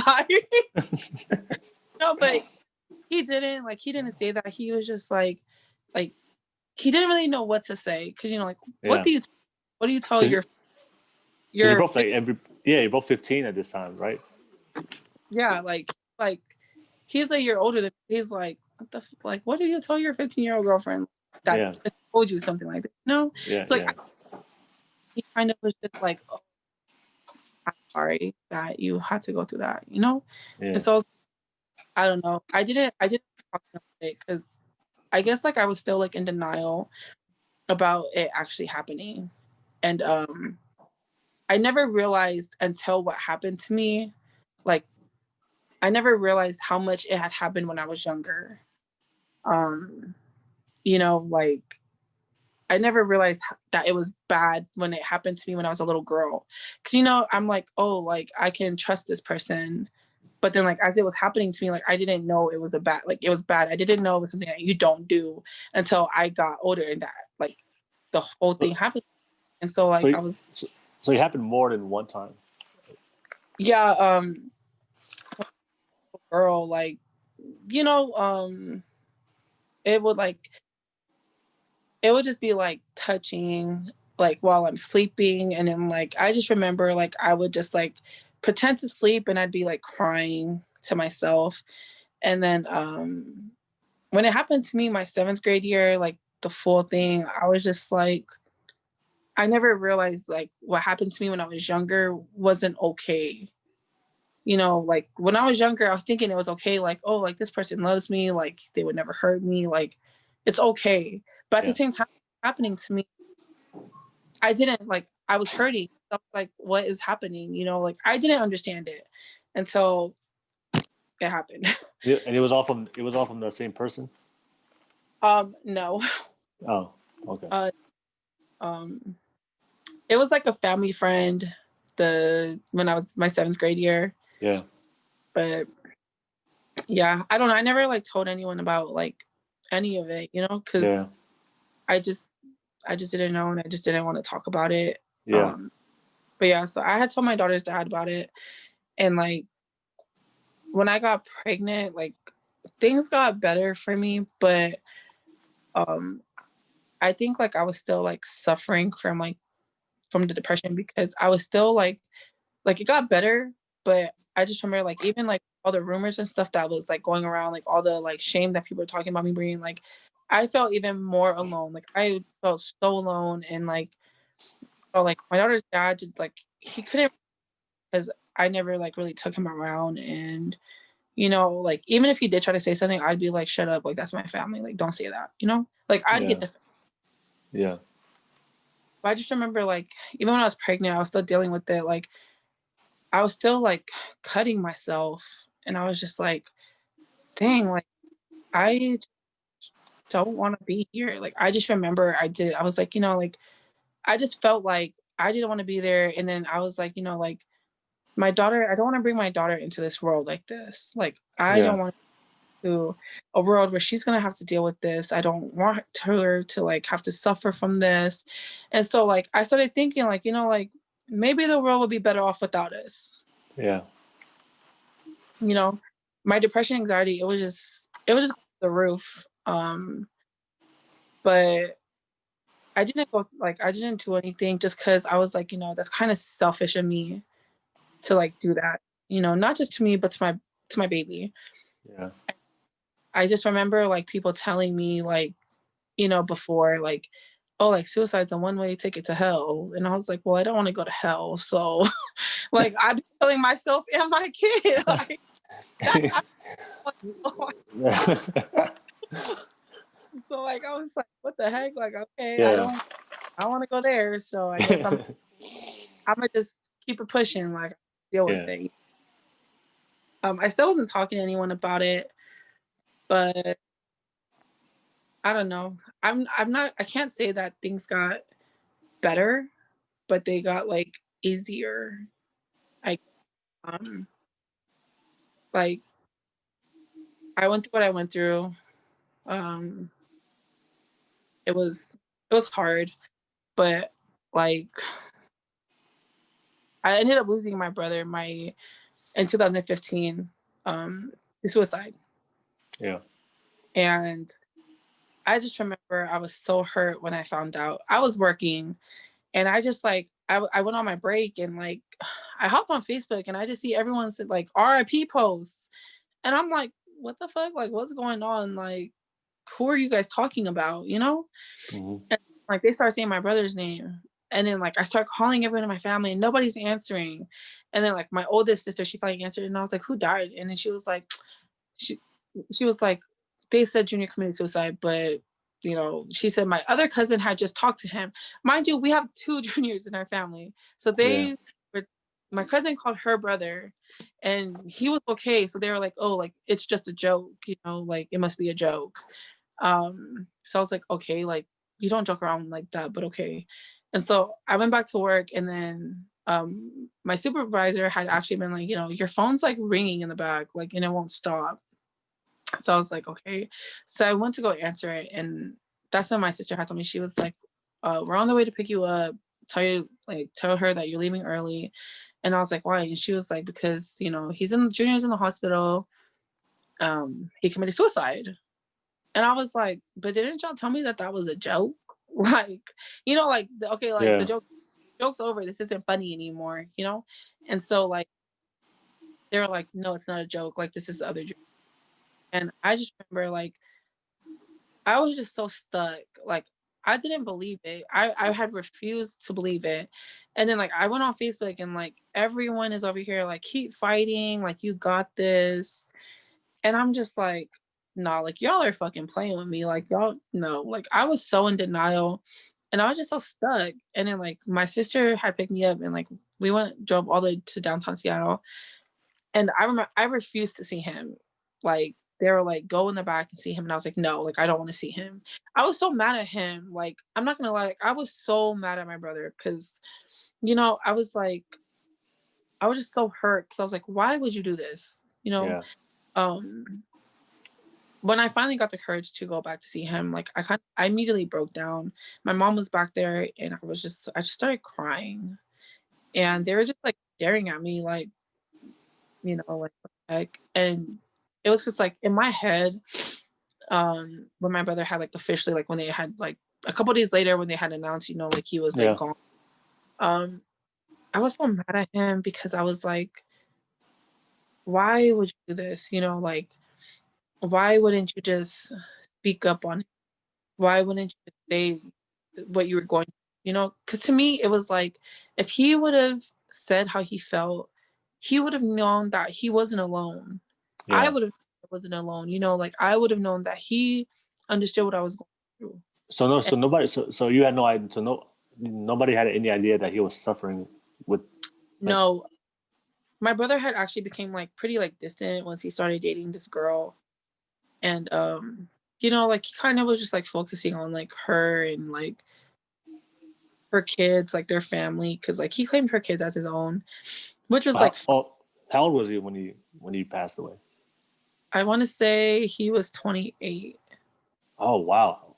Okay, Yeah, that's 28 years old. Wow. Okay. yeah, he was really young. But I just remember like I was so mad because but then I was like, in my head I was like, how can I be mad at him when I don't even talk about what I go through? Yeah, Like yeah, yeah. I'm like I'm such a hypocrite, and I was just really hurt about it. And so it was like after losing my brother, that's when like I was like no more. Like I don't want to do this because I seen what my family went through when we lost him, and we never we never found like closure because like we never understood why. The why he did it. Yeah, like we didn't understand why he did it. Um for me, like I understand that you don't always have to have a reason, like sometimes you just there's no explanation for how you feel the way you do. And I know that, but I also know that my family doesn't understand that. Yeah. So after losing my brother, I was just like, no, no more. Like, I don't want to go through this again. I don't want to lose like people like this again. I don't want to lose myself to this. And then I was like, and on top of that, like, I had my daughter, and it was just like, my daughter just does so much better than this. Um, I was able to get through my like help my depression get easier because um I had made the decision that I wanted to change. I wanted to change myself and I wanted to change like everyone else around me.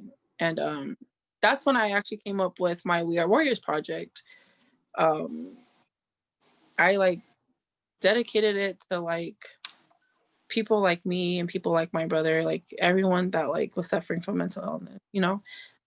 That's when I kind of just threw myself into like my research on the topic and um, basically like just like the statistics and the facts on like Pacific Islanders that deal with mental illness. I wanted to change the stigma that they have on it, like the opinions that people had on it, how people viewed it, pretty much. Um, it got easier for me accepting my depression and anxiety because of that, like because of my project per se. Um, I realized that I couldn't help people unless I helped myself first. Hmm. And that's kind of like what I did. When I had started my project, I had started it in 2017. Hmm. Um, but there was so much work I needed to do. Like, I had the information I needed, but now it was time for me to learn how to be vocal, because like I told you, like, I just became quiet. Like, I was holding all my feelings in. Like, I never talked to anyone about it. Hmm. And um, I had decided that I I wanted to, and I was tired of losing people that I loved to it because then, like, I came across amazing people and, people that were like amazing and great people. But then I would find out that they were dealing with like, you know, depression, anxiety. And it hurt that I couldn't, like, it hurt that they felt like nobody understood. And then, like, I was like, while I was doing my research, like, I was like, dang, like, you know, like, I wasn't surprised at the lack of information that it had, but like, you know, I just found out so many things that it wasn't surprising, but it was just like, damn, like, that's crazy, you know, like, we do such like Polynesians do such a like big thing as like sweeping everything under the rug, and they don't realize how much it affects like the people that like we love and care about. And then like once like, you know, someone does like commit suicide or something, like it's always like it's too late. Like they start caring way too late. And so I kind of just was like, no, like I want to change this. So I started my project. Um I had started like posting it like everywhere. And I just remember so many people, like, especially on Twitter, like so many people like reaching out to me and was like, you know, like, I love that you're starting this. Um, you know, I don't have anyone to talk to. Like, you know, I deal with it. I lost family members to it. I've had people who reached out to me that asked me, like, you know, more about it because they didn't understand it and they had people that they loved and care about that was going through depression, anxiety, and they didn't know how to handle it. And so like when people started like reaching out to me, like I was like, dang, like I'm really making like, you know, I'm A really gonna difference. yeah, like, I'm really gonna make this difference. But then I started getting invited to like I started getting invited by people and like by schools to come and talk about the situation. Yeah. At the time, I was like all for it, but then like I took a step back because I realized like yo, like, how am I gonna sit here and talk to these kids about, you know, it's okay to like share your story, be vocal, yet I couldn't share my own story. Like I wasn't vocal, you know? So I was Hmm. like, I'm like, these kids are about to be like, bitch, you're a whole ass hypocrite. Like what? Like, you standing there, you know, like so I had to try to teach myself to accept my own truth and everything I had went through. And then I had to teach myself how to be vocal about things and to like speak up, you know, cuz I was like, you know, if I teach myself this, then I can be the voice for those people who feel like that they don't have one. Hmm. Uh, it actually took a long time for me to like teach myself everything cuz honestly like I said like I started my project in 2017. I didn't have my first workshop and like summit until October of 2019. Yeah. Only because like I was like teaching myself and it was hard, you know, trying to teach you to accept your truth and your story and like teaching yourself how to be more vocalized about it. Like it's hard and people may think it's easy, but it's really not. And then it's like trying to teach yourself to be okay with sharing it with everyone was even harder. Yeah. Uh, so that's kind of what I did. To help me get through my situation, like what like my depression, my anxiety was just me wanting to be part of, you know, the reason why people felt like they still wanted to be here. Like Okay. I didn't want people to like keep losing loved ones. You know, I didn't want kids to like keep feeling so alone and like feeling like they had no one to talk to. So I don't know, this whole project that I did, like this whole movement, like, I don't know, like, my brother, like, always be asking me, like, you know, like, "Are you ready for, like, the backlash that you're gonna get?" You know, because like, you know you're gonna get it. Like, you know, this is something that and our people they don't accept this stuff. Like, Yeah. you can't talk about shit like this and not expect people to, like, come at you with all the smoke. Like, they finna Yeah. use and against you. They're finna use your past against you. You know, Yeah. like, he was just trying to tell me, like, "You need to be ready for all this backlash that you're gonna receive." And, like, I told him, I was like, "Look, like, I know." Like, I know because when I first started it, like, people were like, "What the hell? Like, shut up. Like, you're just this little ass girl," you know? Like, Yeah. I told him, I was like, "At the end of the day, there's nothing anybody can tell me about my past and try to, like, throw in my face that I don't that I won't own up to." Like there's nothing that I've ever done in my life that I will ever sit here and like be in denial about. And so it was like I had to explain to him as much hate as I'm gonna get from people, especially like the older generation. I was like, I know that what I'm doing, like, it doesn't need to like, I don't need like credit, I don't need validation. I was like, I don't care about stuff like that. Like as long as I know that I'm helping one person, that I'm saving one person, like that's all that matters to me. And so like, yeah, that, that's kind of No, that. no. I mean, I love what you're doing. I love what you're doing, and the We Are Warriors. I want to ask you, where'd you get that name from? Was it from the movie? No. Oh, okay. No. You know what I'm talking about? Um, well actually like at first when I first started my project, me and one of the girls I was friends with, Yeah. we had started it together. We called it the Bulletproof Project. Um, only because we wanted like it was just called the Bulletproof Project just for like people to know that like like words hurt. Like your Yeah. words hurt. Like we aren't bulletproof. Like we're not immune to stuff like this. Like stop. Like it costs $0 a day to be kind. Like Yeah. Yeah. Yeah. and we actually like we're still friends. Like we still talk. But we decided that it was better for us to kind of just go like separate ways just because like it was starting to take a toll on our friendship Yeah. and that we both didn't want it to like ruin our friendship. So I kind of just went my own way. I came up with We Are Warriors just because like my brother who committed suicide, like words that he lived by were like, only the strong survive. Like those are words he lived by, those are words that he had tatted across his chest. Like so it Okay. was those are words that I live by. And so like every time I'm going through a hard time, every time I'm, dealing with my depression starts acting up, I get through it because I constantly have to tell myself, like, thug it out. Just keep thugging it out. Like, you gonna get through this. Um, the whole warrior thing really came from like my brothers telling me, like, you know, you're not a quitter. Like, warriors don't quit. You keep fighting. You know, Okay. my brother, like I said, my brother, like, he's always just be like, only the strong survive. Like, only the strongest of the warriors are gonna get through it. So that's kind of just where the name came from. Um, I like started it like in honor of my brother, just Hmm. like me. But it's definitely like something that I do plan on like putting out there more.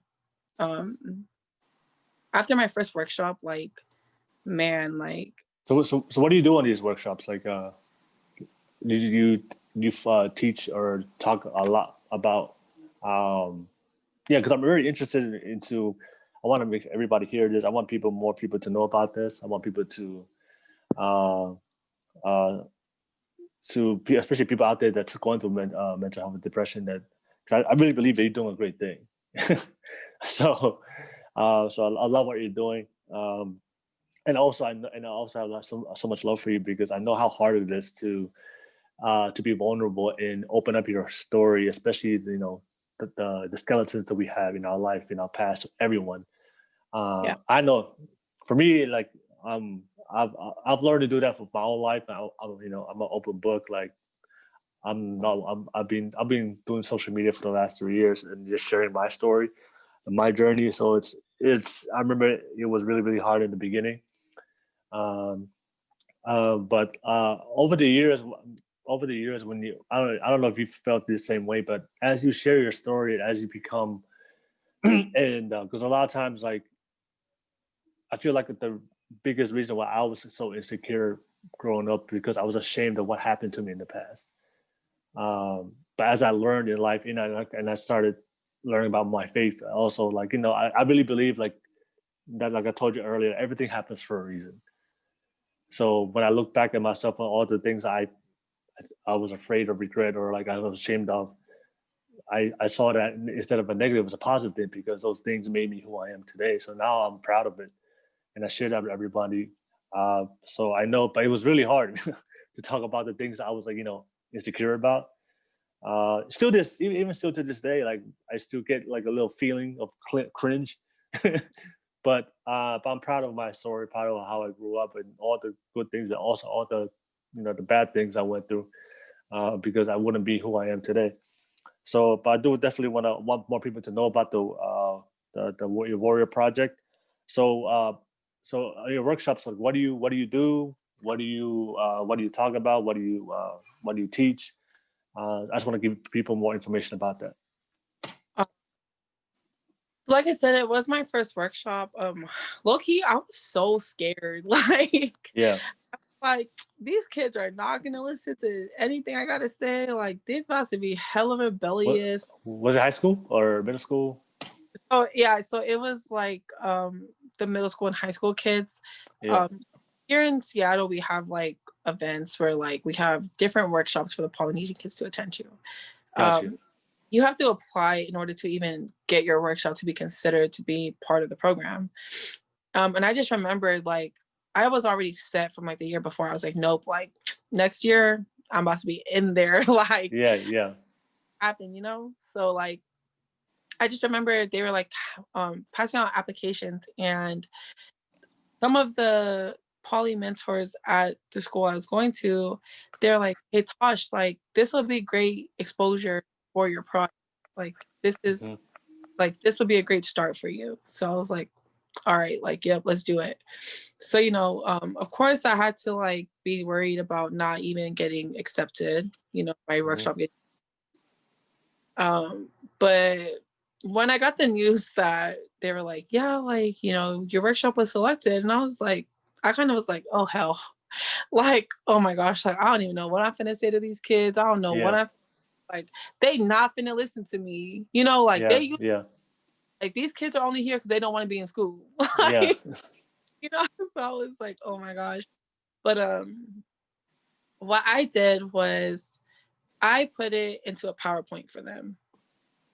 Just so that way, like not too long of a PowerPoint, but I did put it into a PowerPoint, something that was like something that they would stay engaged in.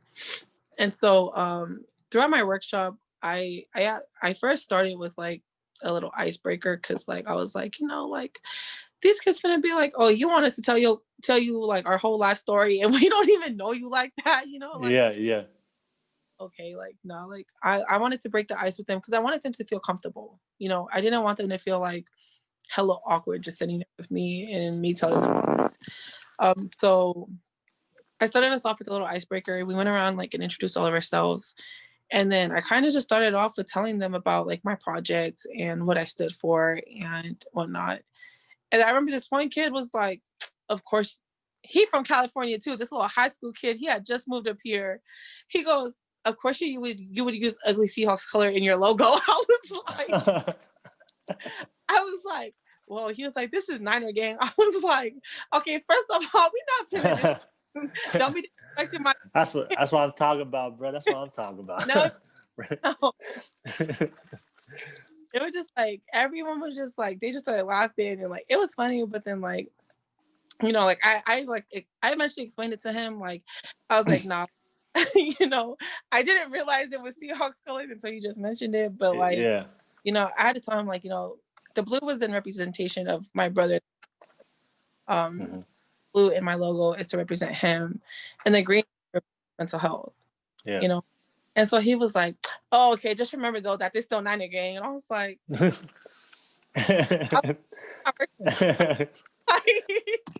no, I'm just kidding. But it was like really cool. I just went through and explained to them like what my logo stood for, what I stood for, what I represented. And then, like I told them like, I'm not here to force you to like open up to me. Of course, like you don't know me, but I just want to explain to you guys like, mental health is real, and throughout my PowerPoint, it was kind of just teaching them like what mental health, like what is depression, like what are the different types of depression, like what do you do when like you see someone suffering with depression. And I think one thing that my kids loved that I talked to them about, because like I had two different groups of kids, and like one thing that they loved that I talked about was I really kept it real with them. Like I was out here throwing my family under the bus. I was like, yeah, like don't even worry. My family the same way. Like one of my PowerPoint slides, it was like, why do Polynesian kids deal with depression? Okay. And so before I would like show them that like the answers and some of the stressors, like I had them like, I was giving them the opportunity to answer me. And I remember one girl, she was like, well, what if it's because like we can't talk about it? Like what if it's because like, she was like, like I don't know if your family's like this, but my family doesn't talk about this. Like they just think that, we're being kiki all the time. And I was like, girl, don't worry. My family too. Like, Yeah. and I told her, like, I was like, look, like when I'm making my PowerPoint, this is like when I first started my project, and I was first like, trying to get it together, before I made like all the changes and everything to it. I remember that my PowerPoint slide was the same title, and my laptop was hooked up to our front TV, and my mom was in the front. And like I was telling her, I was like, yeah, like, my PowerPoint slide, all it said was, why do Pacific Islander kids deal with depression? And I told her, I was like, I kid you not, my mom looked me dead in the eye and was like, because y'all want to feel Ike all the time. And I was like, yep. And like, they all started laughing. I was like, yeah, like that's what we hear too. But like I told her, I was like, the thing with me was, I told my mom right then and there, like, you're the problem. Like you are the problem. Like, Yeah. Like your generation, like you guys' mindset, like you guys are the problem. And like my mom, she didn't believe in mental health. Like she didn't believe in depression. Like my family didn't believe in depression.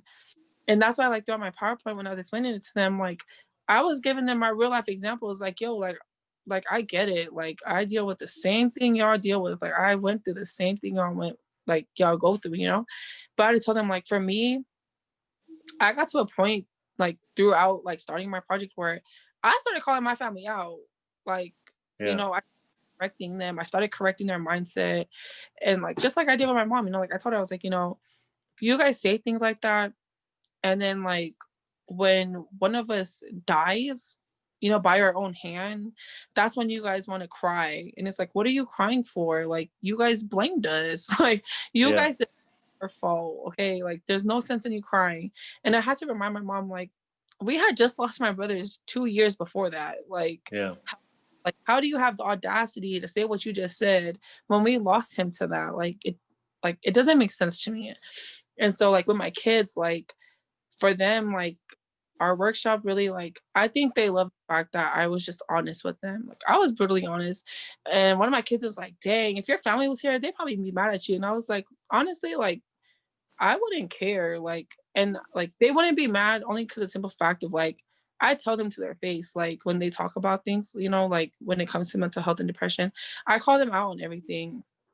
And he was just like, well, like you don't seem like a good family member for throwing your family under the bus like that.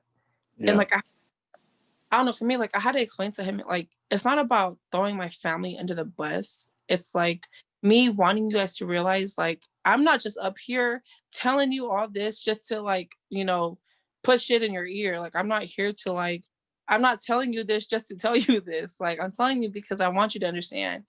And it really got to me when we got to the stressors part. And I think this is where my kids really started taking me serious because there was like this girl that walked in late, and she walked in late, like like those like girls in school where like they just think that nobody can tell them anything. And I'm like, like, so she goes and sits down by her friend, and like the whole time she's just talking to her friend, and her friend's over here trying to like multitask talking to her while listening to me. And like what got to me was this girl that didn't give a damn about what I was saying. Like what grabbed her attention and what grabbed like the rest of my students' attention, that like, that got them really like into it, was like me talking about the stressors, me talking about triggers. I actually like ended up crying because like when I got to the like a stressor that was like, like sexual assault, because like I told him, like that's the stressor, like especially because like in the poly community, that's a big stressor because most of the time it happens within our own families, and all the time, like 100% of the time, like it gets swept under the rug. Like we don't talk about it, you know, because we're trying to stay family reputation, our family look, how people view us, you know. And like I started crying because that girl, like when she seen that, like her face just changed. And like I felt for her because I was like, you know, I can tell that that was something that had Happened to hit, her. yeah, like that had hit her. And I was like, you know, like I started tearing up, and then like I see like the rest of my kids, like they all just start tearing up, like even the dude, like the boys. And like I had to, like I ended up telling them, you know, like I asked them, you know, like who do you guys honestly think like deals with depression more, like the woman or the male? And everyone was like, the woman, you know, like the women deal with depression more than like men. Like what the heck? Like what kind of stupid question is that?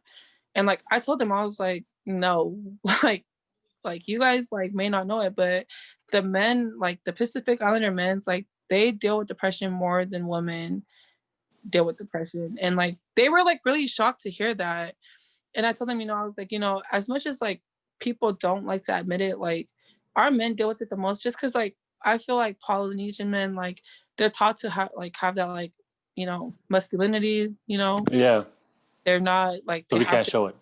yeah, so you guys can't show it, and you guys have to be like the strong ones, like, you know. And so like, talking about it, and then like I just see all like the little Tongan boys and like the Samoan boys, like they're all just sitting there, and like I would have never thought that like they would really be listening to me, because you know like they're all in high school, so I was like, these little kids don't listen to shit.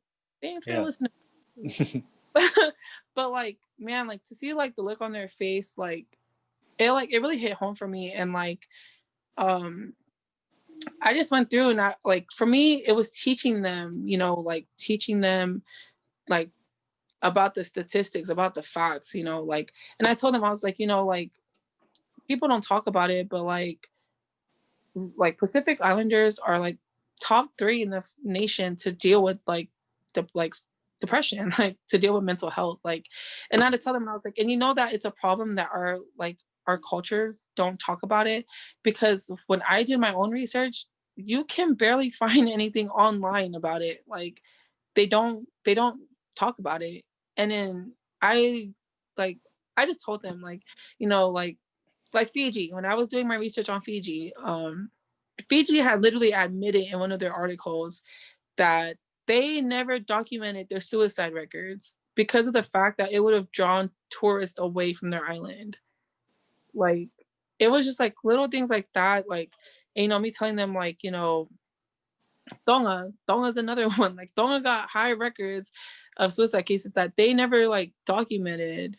And it was because of like they didn't want to bring shame to their island. Like, and it's just little things like that, like these kids really were like, dang, like, you know, it makes sense. And so I know. I don't know. I know. New Zealand has like the highest rate of suicide Yeah, for New Zealand is for definitely, for teenagers in the world. They're number yeah, one. yeah, they definitely are. And then also in New Zealand, it was like I told them, because one of my kids had asked me, they were like, they're like, oh, like we bet you don't know this answer. And I was like, okay, what? And they're like, so what's the youngest person, you know, that you come across that committed suicide? And they're like, you know, like what's the highest rates? Little did he know I had a whole slide on it already. Yeah, So yeah.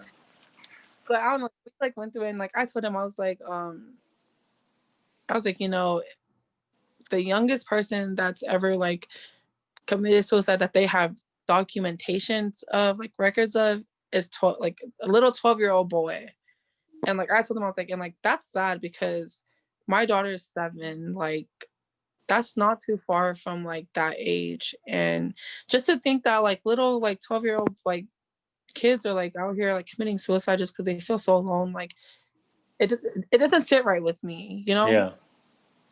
um they were like, they just started asking me, you know, like where had like the places, you know, like I told them like New Zealand was like a top one, Samoa was a top one. I know like back in like I think it was like the 1960s or 70s, Tonga was like one of the top ones, you know. And so like I was just going through like and telling them and teaching them, and then like at the end of it, I actually like I wanted to save time just for them to talk, like in case like one of them wanted to share their story. Of course, I wanted them to feel comfortable first. So like I shared my story first with them. You know, I had to be vulnerable with my kids in order for me to want my kids to be vulnerable with me. So that's what I did. And then not only that, I had my niece come in. Um, this was actually my niece's first time speaking on her story about like her suicide attempts and her battle with depression and stuff.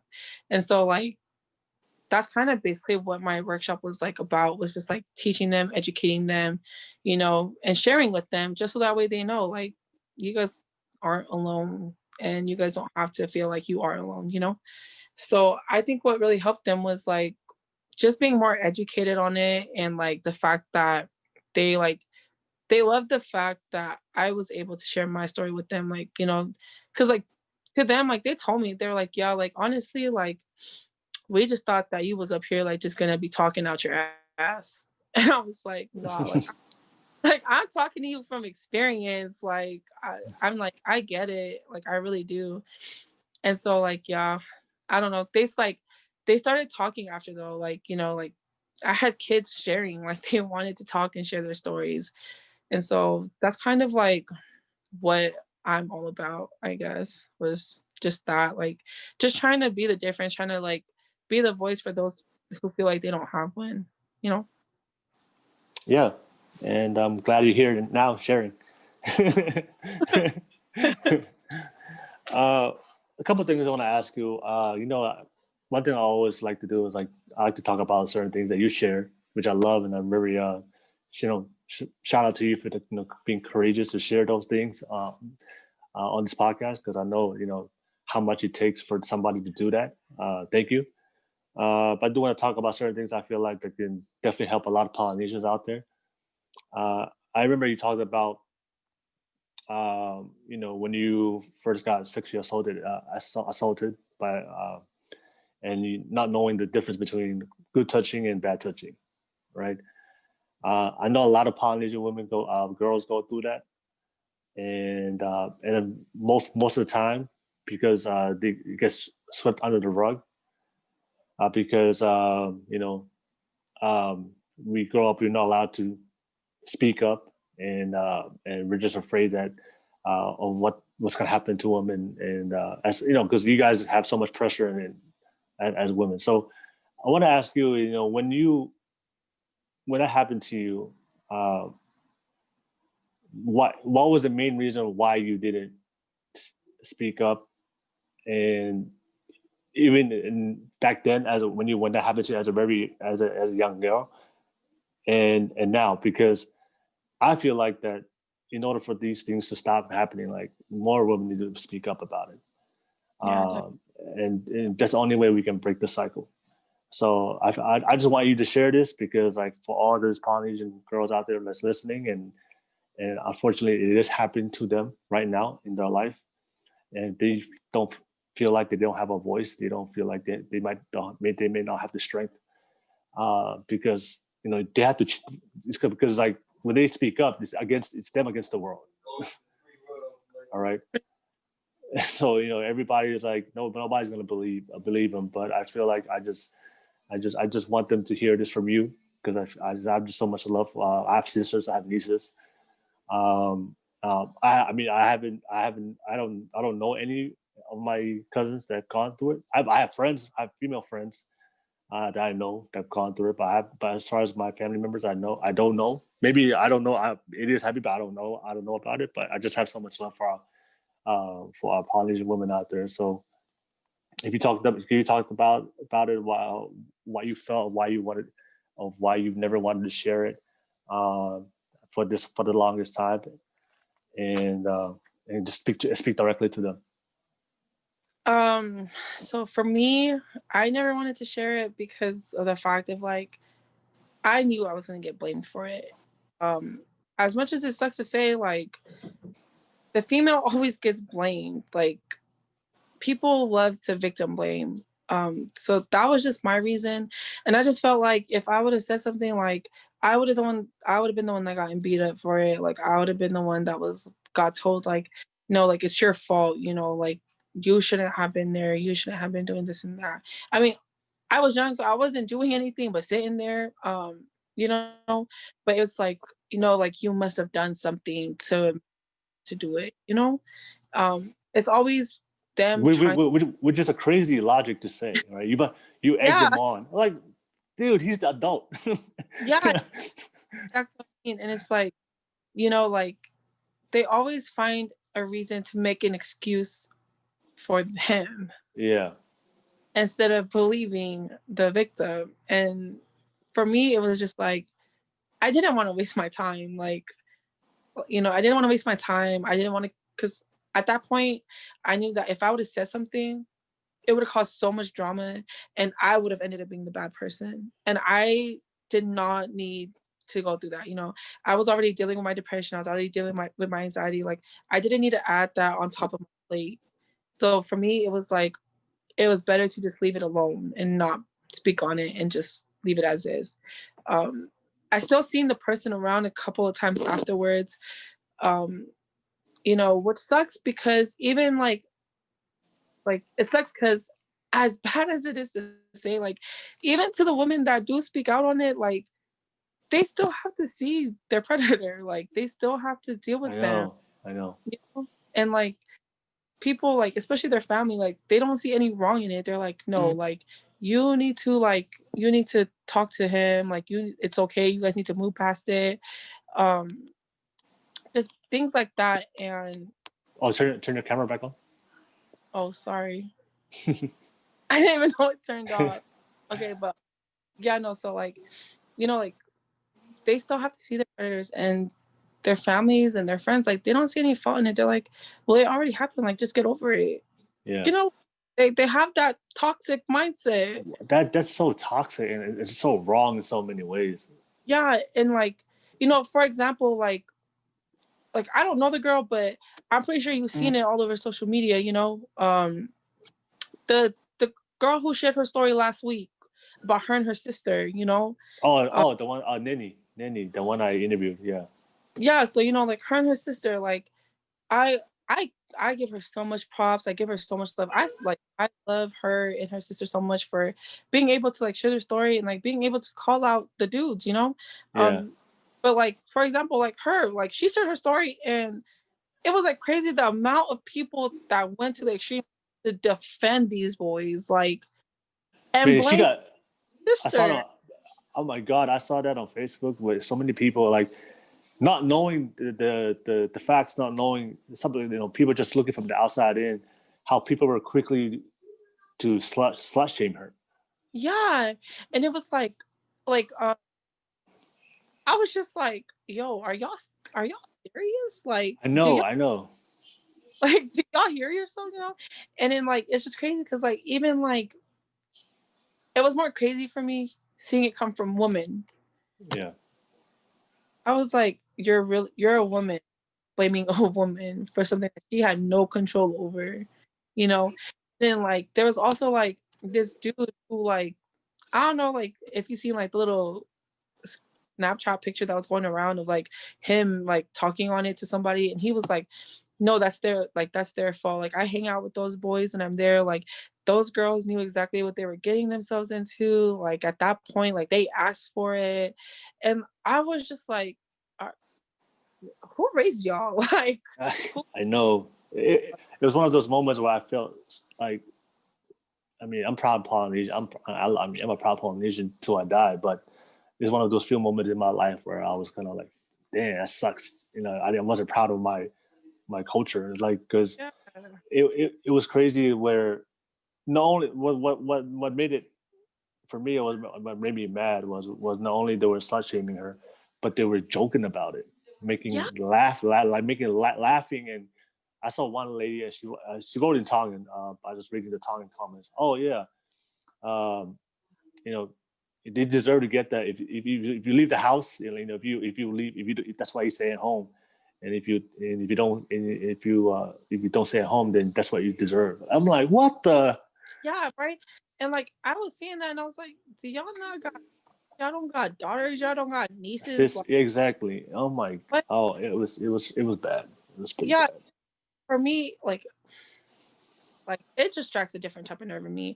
And like I like out on Twitter, like I just had to say something, and I was like, yo, like, I don't know who needs to hear this, but my guy, rape is rape. Like, and this is Yeah, something there's that like they don't understand. Like, it doesn't matter if she's like, even if she did say yes in the beginning, if she's telling you no and to stop, like yeah, she has all right to change her mind whenever yeah. she, At any moment of time of that yeah, of when that happens. Yeah, exactly. And so like I was just all that happened, I was just sitting here and I was like, get y'all want people to speak up when shit like this happens to them. Like, yeah, no, yeah. why? And this is what, and then when I saw that, the first reaction in my mind was like, this is why a lot of girls don't say anything. This is why girls continually get sexually assaulted by family members. It's all this backlash. The whole community, like, and there's no support, there's no sympathy whatsoever, and it's just our first reaction is just to trash her, trash the Yeah. woman. It was so sad to see, and for me, I just thought about it like, dang, like, Nini, this happened a year ago, right? So I'm so happy for her. I love her so much. I remember I reached out to her, but what she did. But I was just thinking in my mind, like, dang, like how many girls out there right now just happening to them, and they're just not saying anything. And then, I mean, even I was thinking, like, wait, maybe what happened? Like, even the older women, right? That's happened to them, but they haven't said anything their whole life. That's Yeah. crazy. That's crazy. That It was sad is. to see. People just like turn a blind eye to it. Yeah. That's kind of for me. That's why like when it happened to me the first time, that's kind of why I didn't say anything. I just didn't want to deal with it. But How about luckily, now? like now, Yeah. if it How do you? Yeah, I mean, yeah. How do you feel? Like, how do you feel about it now? If, like, about talking about it. I honestly like I said, like when I started my project, I had to teach myself how to like own up to my story. So I don't mind talking about it now because it's like I know that people are going through it and I know that people need somebody to be their voice. Mm-hmm. People aren't gonna start talking about it until you start talking about it. And for me, it was like that's why like after I owned my truth, after I owned my story, like there was no way in how people can get me to shut up. Like I'm so vocal about everything now. Like if I don't agree with you, I'm gonna tell you and you're gonna know why. Like if I like something doesn't sit right with me, like you're gonna know, okay? And if you're doing something wrong, I'm gonna tell you. Like I don't care. Like, and that's just how I am now.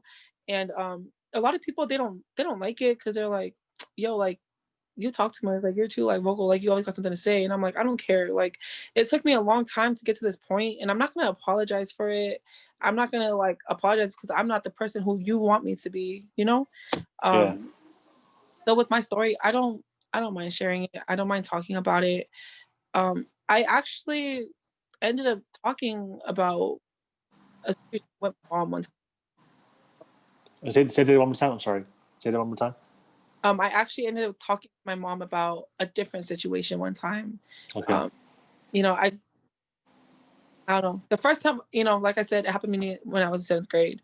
Um, my freshman year of college, after I had graduated high school, me and my sister me and my sister went to school that's like 4 hours away from home. Mm-hmm. So it was me and her out there, like some of the boys. I had started a job out there and I worked from the graveyard shift, like, 10 to Yeah. 6. Yeah. Uh, the town that we went to school in, like, it's a really tiny town, like, it's a small town. Like, you could walk all of it in like 3.5 hours. Okay. That's so I actually, I used to walk to work and this was my first, like, it was my first day. I didn't even know how to get there from where I was at. Like, but I was like, you know what? I'm gonna eventually find it. Like, it's a small town. Like, Yeah. I'm Yeah. sooner or later. So for me, it was like I was walking and I actually had gotten like side blinded. Like, oh, like I had walked down one of the roads that didn't have like lights on it. Like it had like one street light, but that was Mm-hmm. it. So I had actually like walked down that road because I was like, oh, like maybe it's this way. So I took that road and I got side blinded by a dude. Um, you know, I got sexually assaulted again. on my way to work. Oh Um, wow. yeah. I went to work and like I had to like clean myself up and like I worked my whole shift. Like I just worked my whole shift with it. And then I went home and I just remember like crying to myself in the bathroom while I was showering. Like I just kept scrubbing my body because I was like, I just felt so dirty and I just felt so like worthless. I was just like, oh my Yeah. God. Um, I don't know, like it was just really bad for me at that time. And at the same time, like I just started pushing everyone away. Um, I didn't tell my sister, I didn't tell anyone. This is when me and my sister had just started like with my when I started going to school out there because it was just me and Hmm. her. And I I just remember like when that happened to me, I didn't know what to do anymore.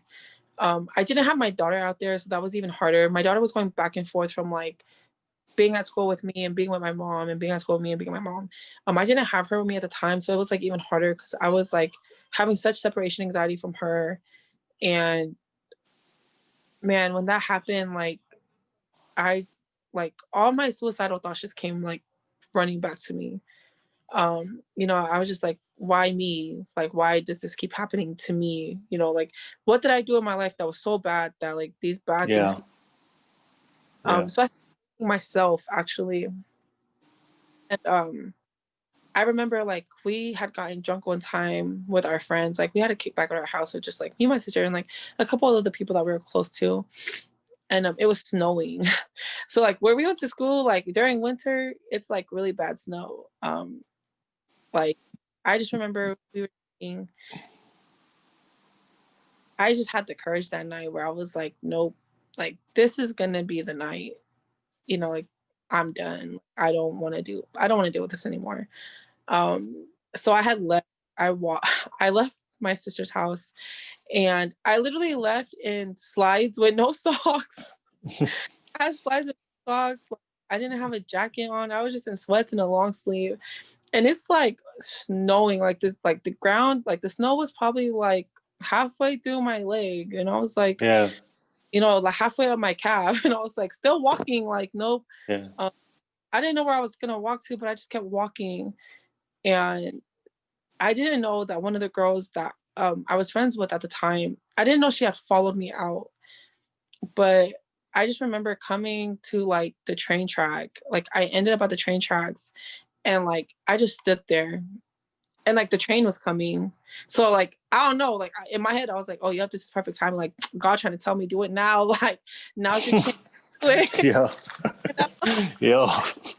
It's like it's now or never. So I was like, yep. So like I stood there and like I really waited for the train to come, but I didn't know that that girl had followed me, and she jumped and like pushed me out the way. So like she actually like saved me that night because Yeah. like if it wasn't for her, I would not be here. And I just remember like after that, like I had came home. I came home to like visit for the weekend and I never went back to school. Like I didn't go back for a month. And my mom was like, she started asking, she was like, why are you still here? Like, don't you got school going on? Like, ain't you supposed to be going to class? And like, I just would never answer her because I was like, I don't have the energy to go through this with her. And then it just wasn't until one night where like she was like gone yelling at me. Like she was, like people know that you're in school, like, at least finish your first year. Like that's embarrassing. And she was like, I don't even get why you're still here. Like, why don't you go back to school, go back to class? And like I just remember I was just so fed up with her yelling at me and why I was back home. And so like I kind of just like broke down and like I told her, I was like, how do you Yeah. expect me home? Like, how do you expect me to go back there when I'm over here trying to like run in front of the fucking train tracks to kill myself? Like, you Yeah. know, how do you expect me to do that? And she was just like, what? What did you just say? And then I was like, how do you expect me to go back when like I was raped out there? Like, I don't want to be there anymore. And so like, man, like I just remember saying all this to her and I was just crying and I was just so upset that like I just grabbed my daughter and I just went to my room and I just like locked myself in there. Like I didn't want to see my mom. I didn't want to talk to my mom. Um, like it was just like I was just hurt. But it was also the first time I ever like did something like that, you know, like Yeah, I you ever spoke up. yeah, like it was the first time I ever like I don't know, like my mom like I think she was just in shock because like she didn't say anything to me. Like, you know, I feel like she was just so hurt because she didn't know, but she didn't say anything to me. And then I eventually was like, you know, the next day I booked my flight to go back home to go to school. And my sister was out there and I took my daughter back with me. My mom was like, you know, just take her with you. You know, because I think in my mom's head it was like having my daughter there would help me cope and make me want to stay at school. So like I just remember taking my daughter back and then I think it was just from that point on where I was just like I was just tired of holding it in. You know, Yeah. I was tired of holding what happened to me in. It had already been a couple of months. Like I was just tired. And so I remember I got home and my sister was on the like she was in her room on her bed and like I walked in there with my daughter and I just sat there and I just stared at her and she was like, "What are you looking at, you fucking weirdo?" You know, like I have to tell you something. And she was like, "What?" And like I told her, you know, and I told her because I like at that time me and my sister was like we had gotten really close and like I didn't want her to feel like how she felt when I didn't tell her when I was pregnant, you know? I didn't want her to go back to hating me because I didn't tell her something like that happened to me. So I was like, so I just told her and I just remember her crying. Like she broke down crying because it had happened to me when a lot of like there was a lot of rape cases going on campus. And I just remember she was just crying because she was like, you know, I'm here, like, why wouldn't you tell me? Like, I'm here because I'm trying to like protect you guys from stuff like that.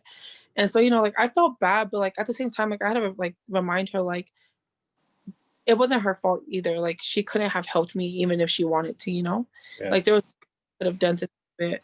And so like I don't know, it was just like ever since then, like I kind of just started like, you know, owning up to everything that I went through, everything that happened to me. And that's when I was just like, you know, like I'm just tired of being quiet about it.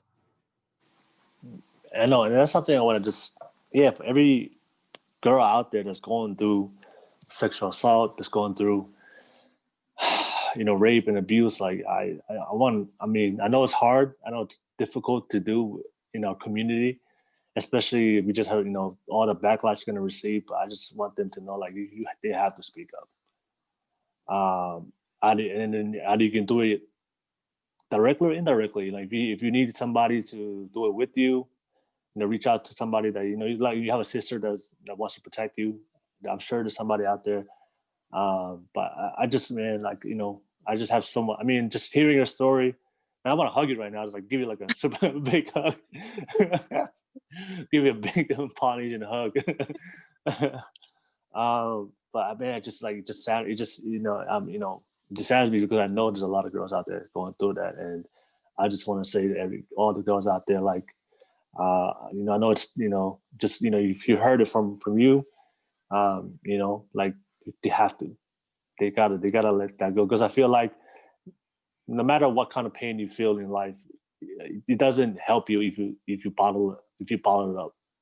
It Uh, does coming from Never. experience, Yeah, it just makes it worse, makes it honestly. worse. It makes it worse. Yeah, The more and you it, hold, the more angrier you get. yeah, and it also it trickles into everything you do in your life. It trickles into your relationships with other people, with your partner, with your job. Like you can't really be you, and it just stops you from like ever committing to things and doing certain things in life that could be good for you because you just have this, and a lot of times you kind of like um you you push people away unintentionally.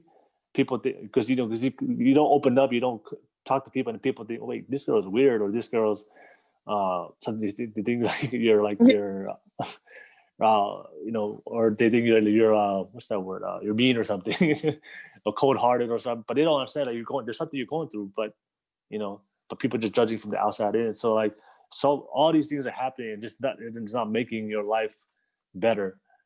Uh, and that's why I feel like no matter how hard it is or what we go through, like we have to not only talk about it, but then more than ever, that's why I'm doing this podcast. We have to come together we have to come together and support those. And like you said, I love what you said, like be the voice for you're gonna be the voice for them. So even though they may not have the courage to speak, but I love how you're just sharing your story now, so that way you can be the voice for them and hopefully encourage those girls out there that's going through it. But yeah, it's just man. Ah, I feel like I'm gonna punch every dude out there. Like all those guys out there, I'm gonna punch in the face, smash him. It's like, especially I was just thinking about all those people on Facebook too, like just like those trashing Nini. Yeah. One day I was like, oh, smack him. Like, what's wrong with people nowadays? It's Yeah, like, oh my god, that's crazy. And what's worse than all these people are because supposed to be church people, like. Yeah. Y'all ever like say what you type out or you type it like yeah. Say it. Have you ever like say it out loud? Like yeah. oh my god. Do And these are you people. Yeah, I know. Like, do they even hear themselves? It's just it's shocking to hear what people say, especially yeah, and we definitely gotta stop. We got definitely gotta encourage more women, uplift our women, empower our Polynesian women. Yeah, and the shout out to the men too. I didn't forget about you. We got shout out to the men because I know you guys. Yeah, honestly, no, I'm gonna say it right now. Like, shout out to the men too, because like, as much as people don't talk about it, especially the men, like, this happens to y'all too. Oh yeah.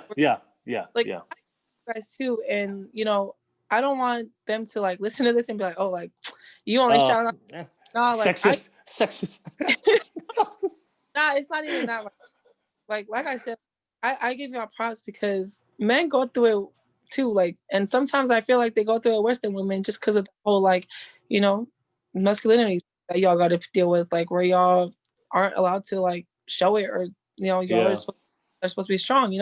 Like for example, like this past like last year, like how many kids like had committed suicide over like stuff like that. Especially like in Samoa, like there was just a suicide last week, like. And I feel like it's because of that.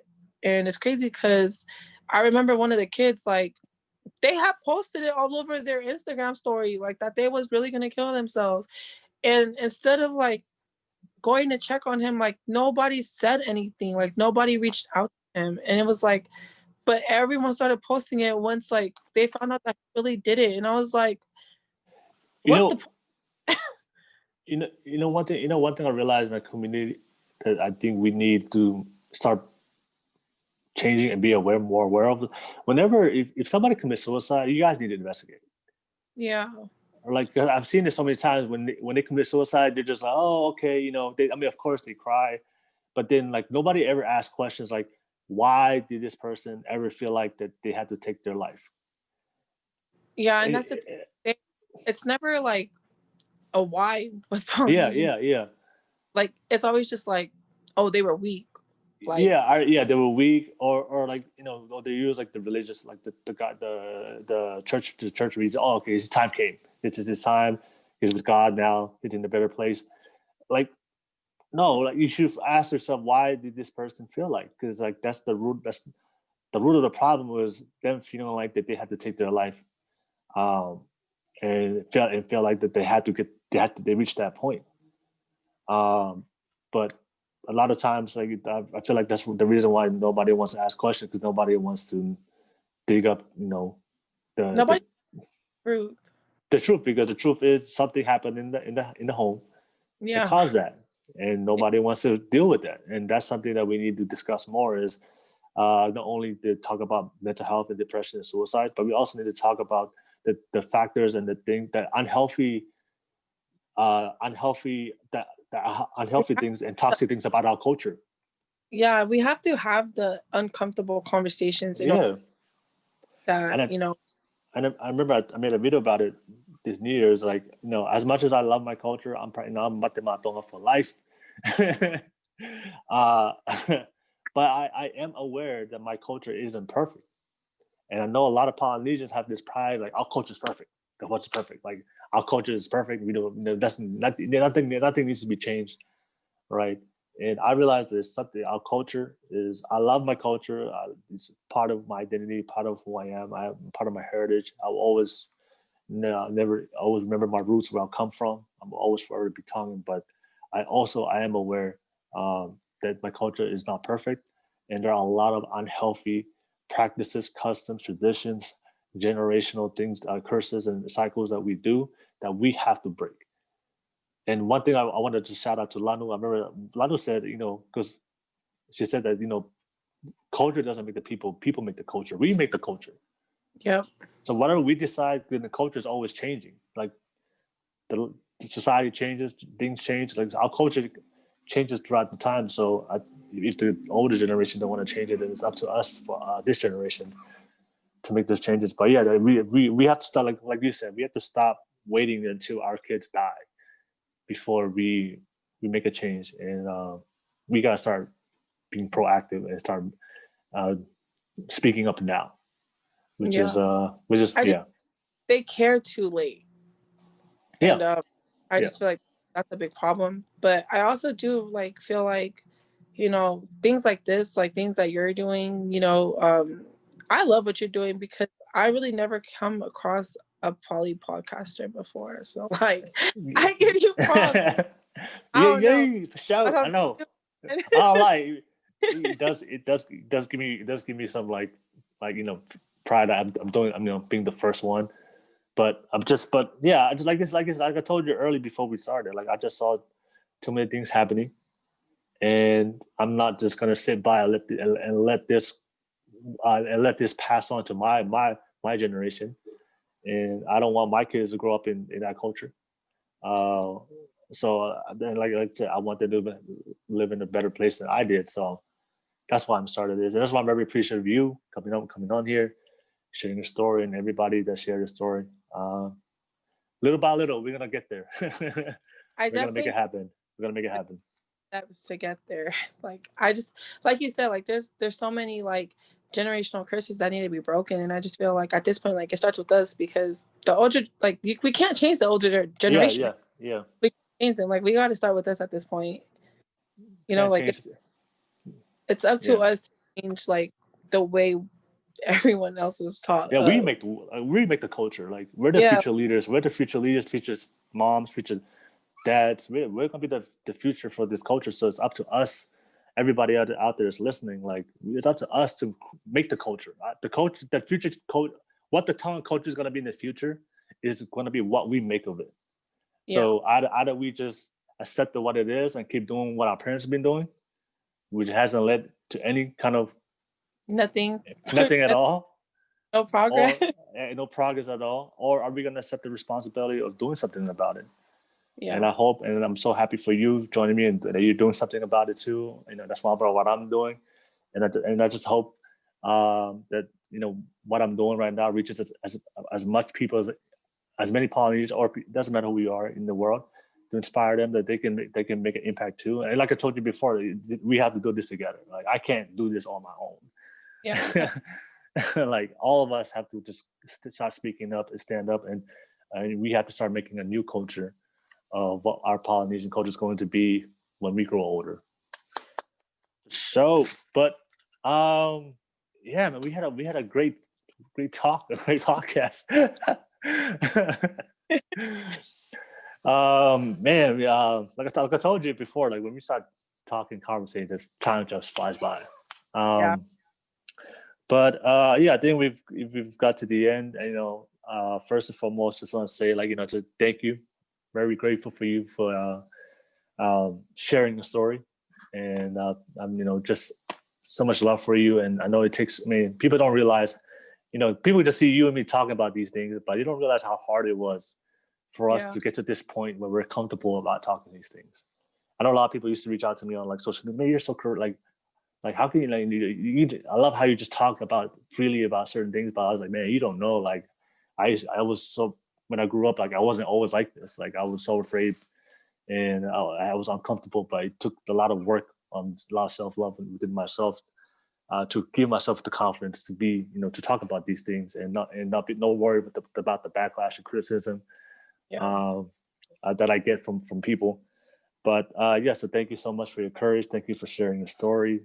Thank you for just being you and shining your own light. And your light, I love your light. It's beautiful light. But one thing I always love to say is I want to ask you, and I always ask every person that I bring onto my podcast at the end is just share some final thoughts, some final words. You know, a lot of people out here watching today, watching you. Hopefully, there's still people watching. No, they haven't slept, fallen asleep. But yeah, just some final words. You know, something that you want to leave off to everybody out that's been watching your story, and just give them some final words, some inspiration, or some motivational, maybe. I don't know about motivational, but Yeah, well, empowerment. So we call it empowerment. Or yeah, empowerment. Yeah.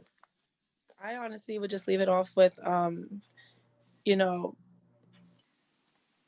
it's not your fault. To everyone out there that's going through something, whether it be like depression, anxiety, whether it be like your sexual assault, like it could really be anything that you're facing. It's not your fault, and you shouldn't blame yourself for it.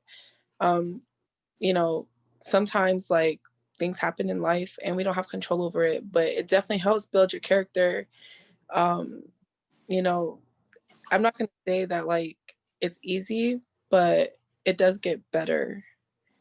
Um, once you finally like accept everything and once you like finally move on and just once you finally accept your own story, and being able to share it, you'll realize how much like of how different you are from the person that you used to be and how much you've grown into like such a bigger and better person than where you were at.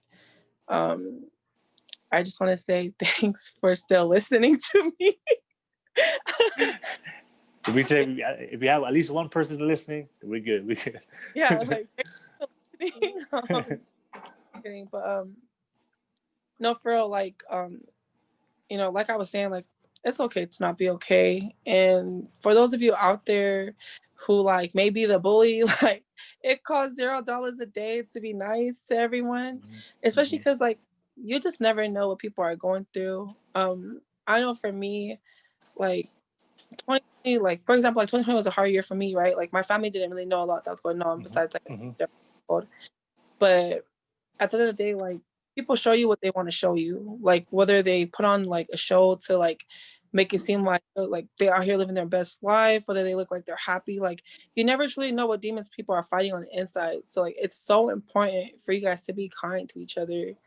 You know, it's not that hard.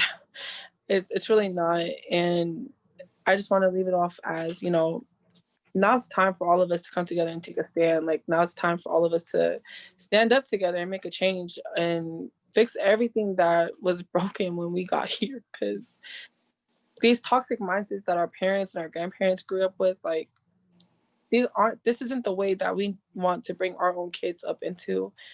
So yeah. Boom.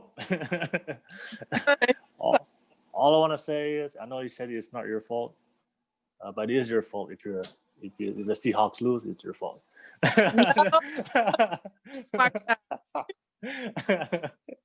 time I checked, we're going to the play. I can't hear you. I think the Zoom is cutting off. I guarantee spot. But yeah, thank you. I'm gonna talk to you right after I'm gonna turn off the record button. I'm gonna talk to you right after. All right, y'all. See you. Let me turn off the